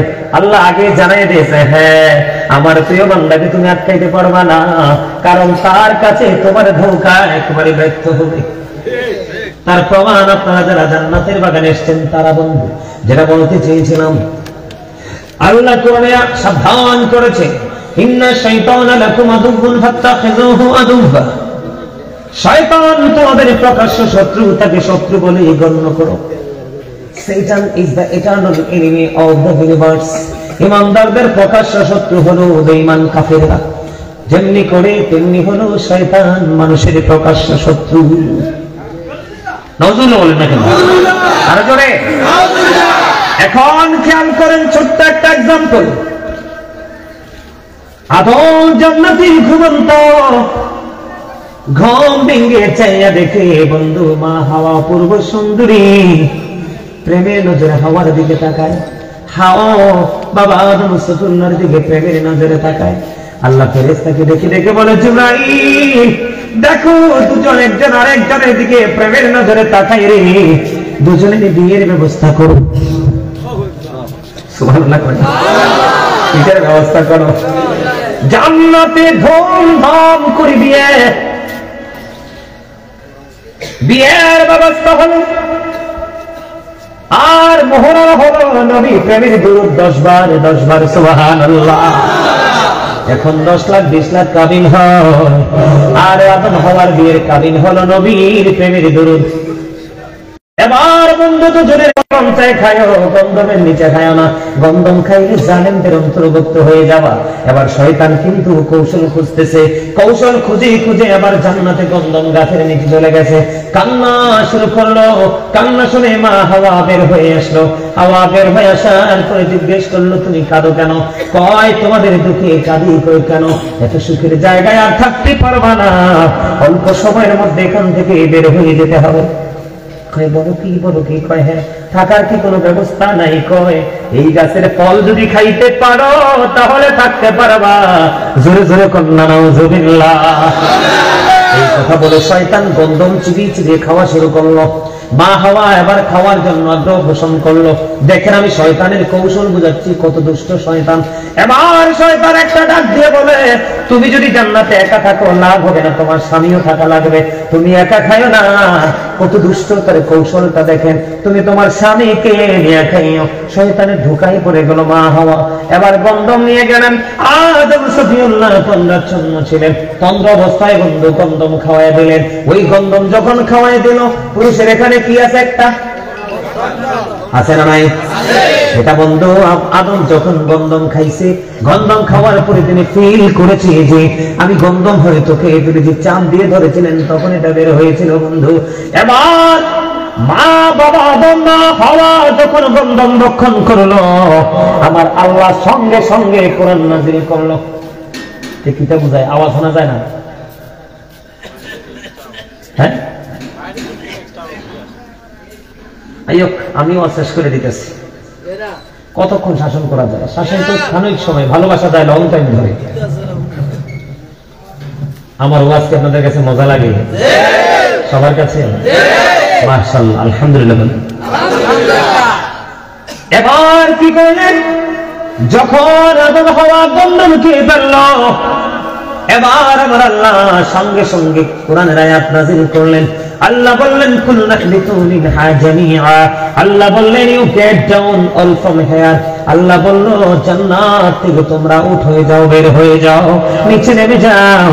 জোরে জোরে কন্যা নাউজুবিল্লাহ।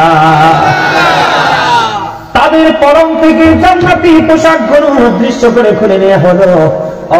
বন্ধু, তারা জান্নাত থেকে বের হয়ে নিচে নেমে আসলো। সেই দিকে আমার নজর না, আমার নজর হলো আপনাদেরকে বোঝানো। দেখছেন নি মা হাওয়াকে ব্যবহার করে কেমনি কৌশল করে বাবা আদমকে সহ জান্নাত থেকে বের করে দিয়েছে। ঠিক তেমনি ভাবে যুগে যুগে এই পৃথিবীর বুকে মানুষ, যুগে যুগে মুসলমান, বেঈমান কাফেরের আল্লাহ বলেছেন তারা কি চিরস্থায়ী ভাবে জাহান্নামে অনন্তকাল তারা ডুবে থাকবে, কোনদিন তারা দুজক থেকে মুক্তি পরিত্রাণ পাবে না। কিন্তু আপনাদেরকে মনে রাখতে হবে রে বন্ধু, আপনাদেরকে মনে রাখতে হবে, শয়তান যুগে যুগে মা হাওয়া বাবা আদমের মতো আপনাকে আমাকে পথভ্রষ্ট করে ভালো কাজ থেকে বিতাড়িত করে দূরে সরাবে। আপনাকে ভালো কাজ করার সময় দেখবেন অলসতা আসে, ক্লান্তি আসে, কেমন কেমন জানি করে কি করে না? এটি হলো শয়তানের কাজ। ওই সময় আপনি আরো বেশি বিকট ভাবে জেগে উঠে আপনি আপনার পবিত্র কাজের দিকে যুক্ত হয়ে যাবেন। দেখবেন আপনার সকল ক্লান্তি দূর হয়ে গেছে।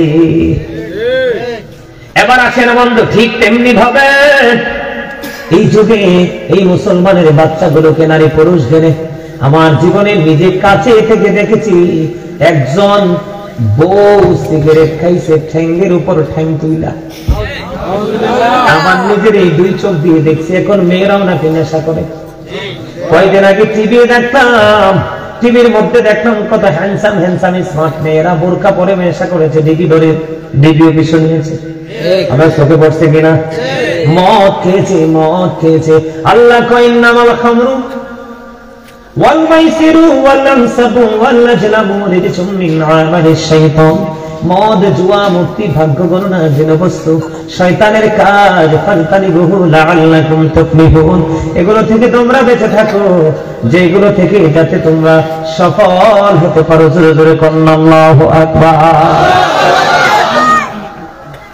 এবার আসলে আমি আপনাদেরকে বলি বন্ধু, আমার নবী আমার কাছে মোবাইলের মাধ্যমে বন্ধু দেখাইলে কোড করে দেখাতে পারবো, আমি মোবাইলটাতে ঢুকছি না, সময় লেগে যায়, ব্যয় হয়ে যায়। আমার নবীজি বলেছেন যারা জুয়া খেলে, খেয়াল করেন ভয়ঙ্করতা, যারা জুয়া খেলে এবং তা থেকে জামাটা কি করে খুলে ফেলে, ঠিক কিনা বলে? তাহলে ইমান যে মদ খায় জুয়া খেলে তার ইমান নাই, আল্লাহ ইমান তার থেকে আউট করে নিয়ে গেছে, তার থেকে ইমান বন্ধ নিয়ে গেছে। এবার আসেন বন্ধু, আপনার আমার প্রাণের নবীকে হযরতে তারিক ইবনে সুয়াইদ আপনার আমার প্রাণের নবী বলে দিয়েছেন, হযরতে তারিক ইবনে সুয়াইদ রাদিয়াল্লাহু তাআলা আনহু আপনার আমার প্রাণের নবীকে মওত সম্পর্কে জিজ্ঞাসা করলেন। তারিক ইবনে সুয়াইদ রাদিয়াল্লাহু তাআলা আনহু আপনার আমার প্রাণের নবীকে মওত সম্পর্কে জিজ্ঞেস করলেন, ইয়া রাসূলুল্লাহ, ইয়া হাবিবাল্লাহ, নবী গো, মওত সম্পর্কে আমি কিছু জানতে চাই। আপনার আমার প্রাণের নবী তিনি বলে দিয়েছেন, মওত প্রস্তুত করো না, খেয়াল করেন, মওত তৈরি করো না, ও নবী গো, আমি মওত তৈরি করব ওষুধ হিসাবে। খেয়াল করেন নবীজি কি বলতেছে, হাদিস শরীফ কি বলে, ইয়া রাসূলুল্লাহ, নবী গো, মওত আমি তৈরি করব এটাকে ওষুধ হিসাবে। আপনার আমার প্রাণের নবী বলে দিলেন, মওত কখনো ওষুধ হতে পারে না, বরং সেটাই হলো বড় রোগ। আমার মওত বড় রোগ না? কথা কয় না? আজকেও দেখেছি কুমিল্লা ফৌজদারিতে আজকেও দেখছি লোক দেখতে কত ফিটফাট, একজন এসে আরেকজনের কাছে টাকা চায়, মানে পাওনা না, মানে আমার টাকা দে, তো ইনি কিছু টাকা দিছে, যা চাইছে তার চেয়ে একটু কম দিছে, কয় না আমার ওইটাই লাগবে, উনি বলতেছে না আমি তোমাকে ওইটা দিব না। এমন গালি দিছে, আমি ডিসকানে শুনলাম, এমন গালি দিছে। পরে আমি জিজ্ঞেস করলাম, ভাই লোকটা এমন ভাবে গালাগালি করছে কেন? কয় হুজুর এই মদ খাইয়া আসছে। আরে নাউজুবিল্লাহ বলেন না, আরে জোরে কি খাই আসছে? মদ। আমার নবীকে বললেন, ইয়া রাসূলুল্লাহ, আপনি মদ সম্পর্কে আমাকে কিছু বলুন। নবীজি বললেন, মদ সম্পর্কে আমি তোমাকে বললাম মদ উৎপাদন করো না। নবী গো, আমি মদটাকে ঔষধ হিসাবে উৎপাদন করব। আমার নবীজি একটা ডাক দিয়ে বললেন, না না না না না, এটা কখনো ওষুধ হতে পারে না, বরং এটা রোগ। অন্য হাদিসে আমার নবী বলেছেন, যে ছেলে একবার মদ খায়, যে মেয়ে দেখবেন মদ খায়, যে বৃদ্ধ বা বৃদ্ধা দেখবেন মদ পান করে, আপনারা মনে করবেন আমার নবীজি বলেছেন মদ এমন একটা নেশারে, ও বন্ধু, এটা সকল পাপের দরজাটাকে ওপেনিং করে দেয়। জোরে জোরে কন্যা নাউজুবিল্লাহ। তার মানে অজানা অচেনা সকল পাপের দরজা খোলা যায় রে এই মদের মাধ্যমে। নবীজি বলে দিয়েছেন, বন্ধু, ও বন্ধু, মদ যারা খায় তাদের কাছে সব পাপ উৎপত্তি হয়। জোরে কন্যা নাউজুবিল্লাহ। আর আমাদের দেশের বক্তা কয় মদ খায়া বলে নামাজ পড়া যায়। শুনছেননি আপনারা? শুনছেননি আপনারা? শুনেন নাই? এখন ওই হুজুরের ওয়াজ একটু ভালো লাগে, কারণ মদ খাওয়ার বৈধতা দিছে তো। বল কইছি আপনারা শোনেন নাই? বক্তা তো মদ খাইয়া তুলি করে বলে নামাজ পড়া যাবে। আর জোরে বলে নাউজুবিল্লাহ।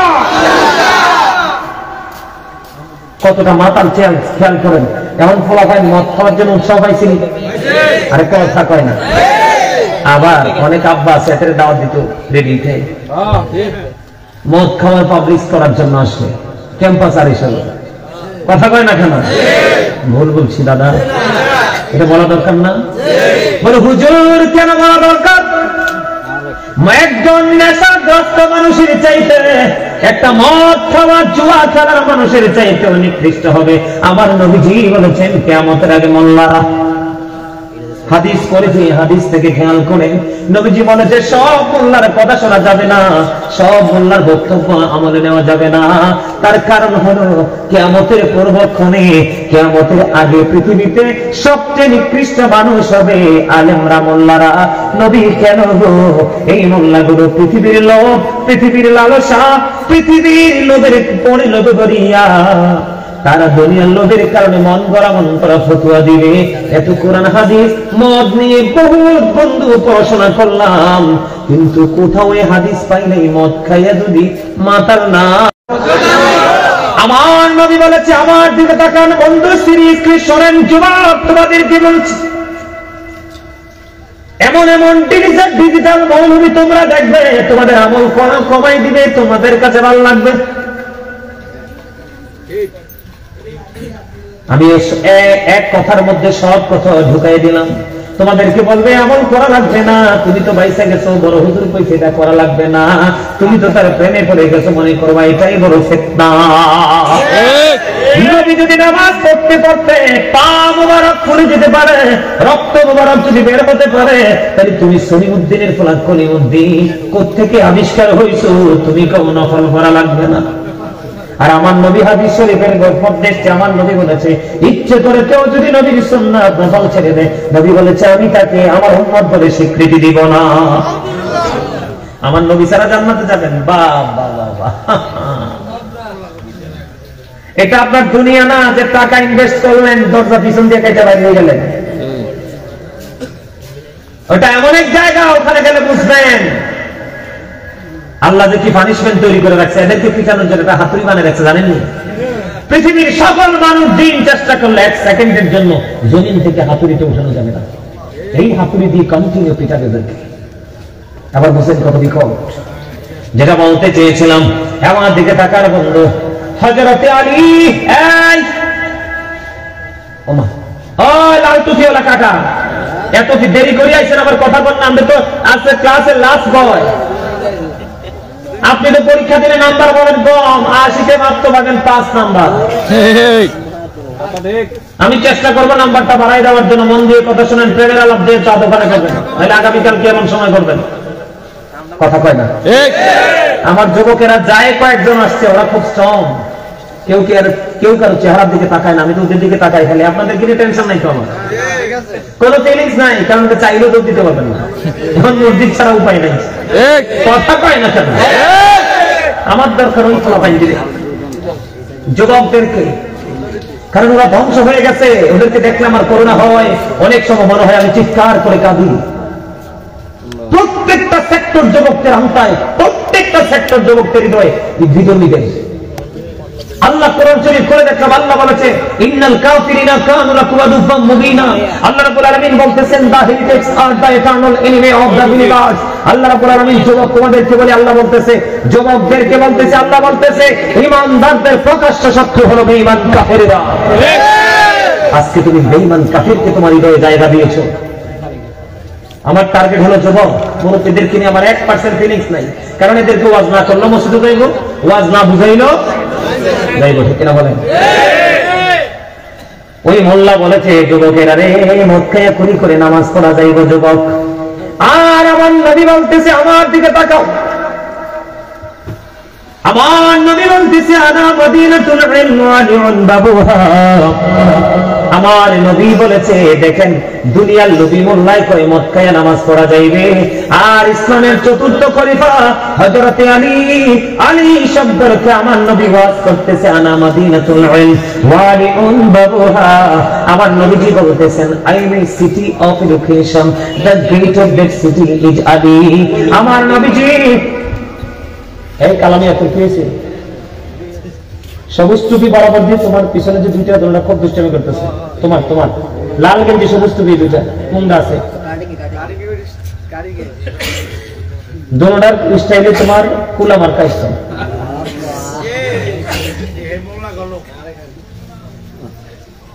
আমি কি কই তোমরা শোনো না?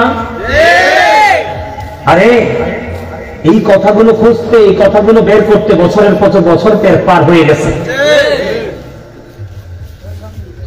চুলগুলো দাড়িগুলো পাইকা গেছে, এগুলো খুঁজতে, আর তোমরা এগুলো হেসে উড়িয়ে দিচ্ছ।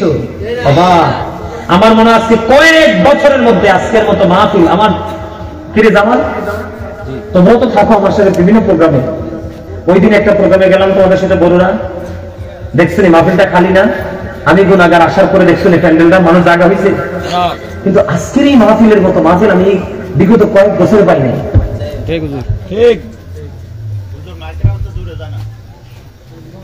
আচ্ছা আমার আওয়াজটা না হয় নিয়ে যায় না, কিন্তু এখানে মাহফিল যে হবে এলান তো হয়েছে, এটা এড়াবেন কিভাবে? আমি বলি না এটা এড়াবেন কিভাবে, এটা এড়ানোর জায়গা আছে? এই ছেলে এই যে হাত তুলছে, এই ছেলেটা আমি আসার পরে এই যে আমার দিকে তার পলক দুটো দিয়েছে, দৃষ্টি দিয়েছে দুটো পলকহীন ভাবে, ঠিক এখনো পর্যন্ত তার আমার দিকে তার দুটো চোখ কাজ করতেছে, আমাকে ফলো করতেছে। তাকে দেখে আমার মনে হয়েছে ওই হাদিসটা আমার নবীর সামনে যখন সাহাবীরা বয়ান করতেন, ওয়াজ করতেন, কোন ইনস্ট্রাকশন দিতেন, আমার নবীর কথাগুলো তারা এতটা আদবের সাথে শুনতো। আমার নবীজি বলেছেন আমার সাহাবীরা যখন আমার কথা নবীজির কথাগুলো শুনতো, তারা তাদের মাথাটাকে এত নিচু করে রাখতো, মনে হতো যেন তাদের ঘাড়ের পক্ষীটা বসে গেছে। আমার ওয়াজটা এখানে রাখি, জামাল একটু দেরি হইল, একটু করতাম না ওয়াজটা, একটু দেরি। ওই যুবকটাকে কেন্দ্র করে করছি, ওই ছেলেটাকে কেন্দ্র করে একটা হাদিস শোনাই তোমাদেরকে, তোমরা একটু ধৈর্য ধরো, শিখো।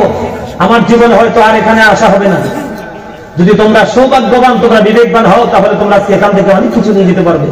তোমরা কিন্তু এটা একটা মার্কেটে আসছো, এটা রুহানিয়াতের মার্কেট। কিসের বাজার? এটা রুহানিয়াতের বাজার। এই বাজারে তোমরা ব্যাগ নিয়ে আসছো, ব্যাগ হলো কি তোমার অন্তর। তুমি যদি চাও এই রুহানিয়াতের বাজার থেকে তোমার ওপারের বাজার ইচ্ছে মতো করে নিতে পারবে আজকে। আমি অন্য বক্তাদের মতো ঘড়ি ধরার ছেড়ে না, কারণ আমি জানি আমার জীবনে সময় খুবই অল্প, কোন দিন জানি চলে যায়, কিন্তু কোন দিন চলে যায় এই প্রত্যাশা আমার মধ্যে সব সময় কাজ করে। কিন্তু এই জন্য যেখানেই বসি কয়েকটা বিষয়, 4টা 5টা 6টা বিষয় ছাড়া ওয়াজ করি না। জামাল ভুল বলছি? আপনি বাংলাদেশে আর একটা বক্তা পাবেন না এরকম, আমি চ্যালেঞ্জ করে বলতে পারবো না। কারণ পৃথিবীটা ছোট হয়ে গেছে, মানুষের হায়াত কমে গেছে, মানুষের রিজিক ছোট হয়ে গেছে, শুধু একমাত্র আপন কর্মের কারণে। এজন্য আমি চেষ্টা করি কেউনি হেদায়েতের পথে আসে, কারোর হৃদয়নি কথাগুলো কি পৌঁছায়। আল্লাহর কসম করে বলছি, আল্লাহি আল্লাহর কসম করে বলছি, আজকে এখানে বসে এত ধমক, এত বিনয়ী, কখনো স্ট্রংলি কথা বলার একটাই উদ্দেশ্য, আপনাদের হৃদয় পর্যন্ত নিয়ে আমার কথাগুলো যায়। কারণ এগুলো তো আমার না, আমার আল্লাহ এবং আল্লাহর রাসূলের। ঠিক কিনা বলেন? আমি যখন ওয়াজ করি তোমাদেরকে বলি, যুবক ভাই, আমি যখন ওয়াজ করি আমার জীবনে এমনও যুবক পাইছি, আমার ওয়াজ করতেছে আর তো তার চোখ দুটো ঝর্ণা হয়ে গেছে। আরে আরশের নিচে ছায়া দল না, তার জন্য বরাদ্দ রাখছে। আরশের নিচে ছায়া তার জন্য বরাদ্দ রাখছে। চোখের পানি সস্তা জিনিস না। আমার নবীজি বলেছেন, কেউ যদি মাছির মাথার পরিমাণ একটা ফোঁটা চোখের পানি ফালাইতে পারো, আমার আল্লাহর কথা মনে করে, আখিরাতকে ভয় করে, আমার নবী কথা দিয়েছে, আমার আল্লাহ রাব্বুল আলামিন জানিয়ে দিয়েছে, নবীজি কথা দিয়েছে যে ওই ব্যক্তির জন্য জাহান্নামের আগুনটা আমার আল্লাহ হারাম করে দিবে। আলেমদেরকে ভালোবাসার মর্যাদা, আলেমদেরকে মহব্বত করার মর্যাদাটা আমি তোমাদেরকে একটু বুঝাই, তোমরা একটু শোনো।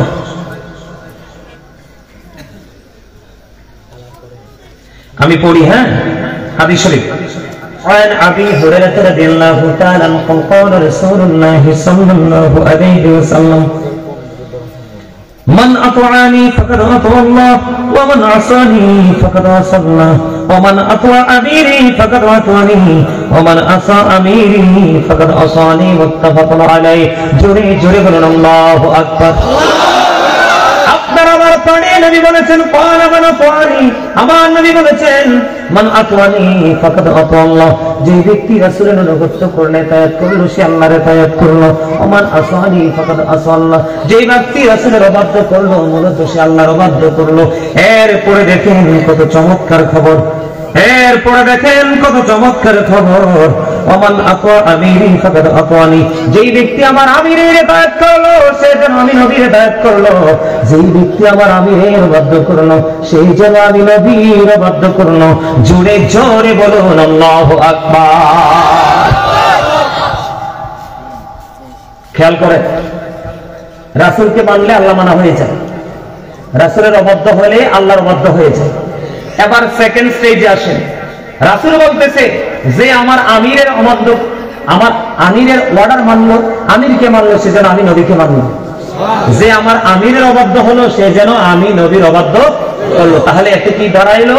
বুখারী এবং মুসলিম শরীফের মধ্যে আসছে হাদিসটা, যে আপনার বিষয়টা এমন দাঁড়ালো যে হক্কানি আলেমদের মজলিসে বসলেই নবীর মজলিসে বসা হয়ে যায়। সুবহানাল্লাহ বলেন না? তাহলে ভাবনা লোক। আমার নবী বলেছেন হযরতে আলী হলো শিক্ষার শহর, আর সেই শহরের দরজা হলো আমার আলী।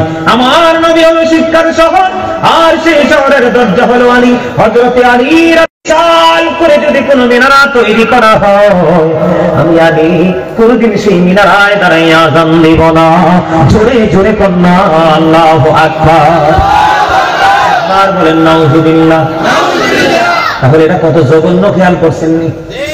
ইমাম আযম আবু হানিফা রাহমাতুল্লাহি আলাইহি তিনি বলে দিয়েছেন, যাকে মদ পান করতে দেখো তাকে ৮০টা দৌড়া মারো। কেন রে, কেন রে? কারণ মদ পান করলে তার সেন্সটা লেস হয়ে যায়, তখনই সে বিভিন্ন নোংরামিতে লিপ্ত হয়। এটা খারাপ না বালা? কত হারাম দেখছেন? যে মদ বানায়, এদিকে তাকান, যে মদ বানায়, যে মদ বানাইতে সাহায্য করে, যে মদ বিক্রির মেমোটা কি করে লেখে, এবং যে মদটা সরবরাহ করে, এমনি করে করে করে করে একবার উৎপত্তি স্থল থেকে একবার একটা পাবলিক প্লেসে যাওয়া পর্যন্ত প্রত্যেককে আমার নবীজি অভিশপ্ত লানতপ্রাপ্ত বলে গেছে। নাউযুবিল্লাহ। আমার যুব সমাজ এখানে আছে না নাই? আর জোরে বলেন, আছে না নাই? তাহলে সেই থেকে বাঁচতে হলে কি করতে হবে? মসজিদে বেশি বেশি যাইতে হবে। আজান মাহফিল হলে আলেমদের মজলিসে বসতে হবে কি হবে না? 100% হবে। হবে না? হবে। সম্মানিত উপস্থিতি, অনেক লম্বা ওয়াজ করছি অসুস্থ শরীর নিয়ে, আর ওয়াজ করা সম্ভব না। আমার মনে হয় এটাই বেশি হয়ে গেছে, সবগুলো মনেও রাখতে পারবেন না। যেগুলো বলছি একদিক দিয়ে হয়তো অনেকে শুনছেন, আরেক দিক দিয়ে বের করে ফেলেছেন, কিন্তু অনেকেই আছে আবার এমন ভাবে কথাগুলোকে কাউন্ট করেছে যেটা জীবনেও তার ব্রেন থেকে যাবে না। মদকে ছাড়তে হবে কিনা? নাবির নিচে এবং তার নিচে পোশাক পরা ছাড়তে হবে কিনা? আরো জোরে বলেন, হবে কি হবে না? আরো জোরে হবে। আমার পরে আর কেউ আছে? আছে, যিনি আছে ওনাকে নিয়ে আসেন। একটা শান তোমার কোনো পছন্দ আছে? আমার কিন্তু এটা নিজের, আমার নিজের লেখা, নিজের সুর। শুনবা সবাই? একটা না, কয়েকটাই গাবে একটু একটু করে। তোমরা যদি রাজি থাকো সবাই সবাই, তাহলে আমার নিজের লেখাকে একটা শোনাই। হ্যাঁ, আমি একটু একটু গাইবো, আপনারা বাকিটা অনলাইন থেকে কালেক্ট করে নিয়ে যাবেন, ঠিক আছে? কেমন করে বলুন তোমায় দেখি, কেমন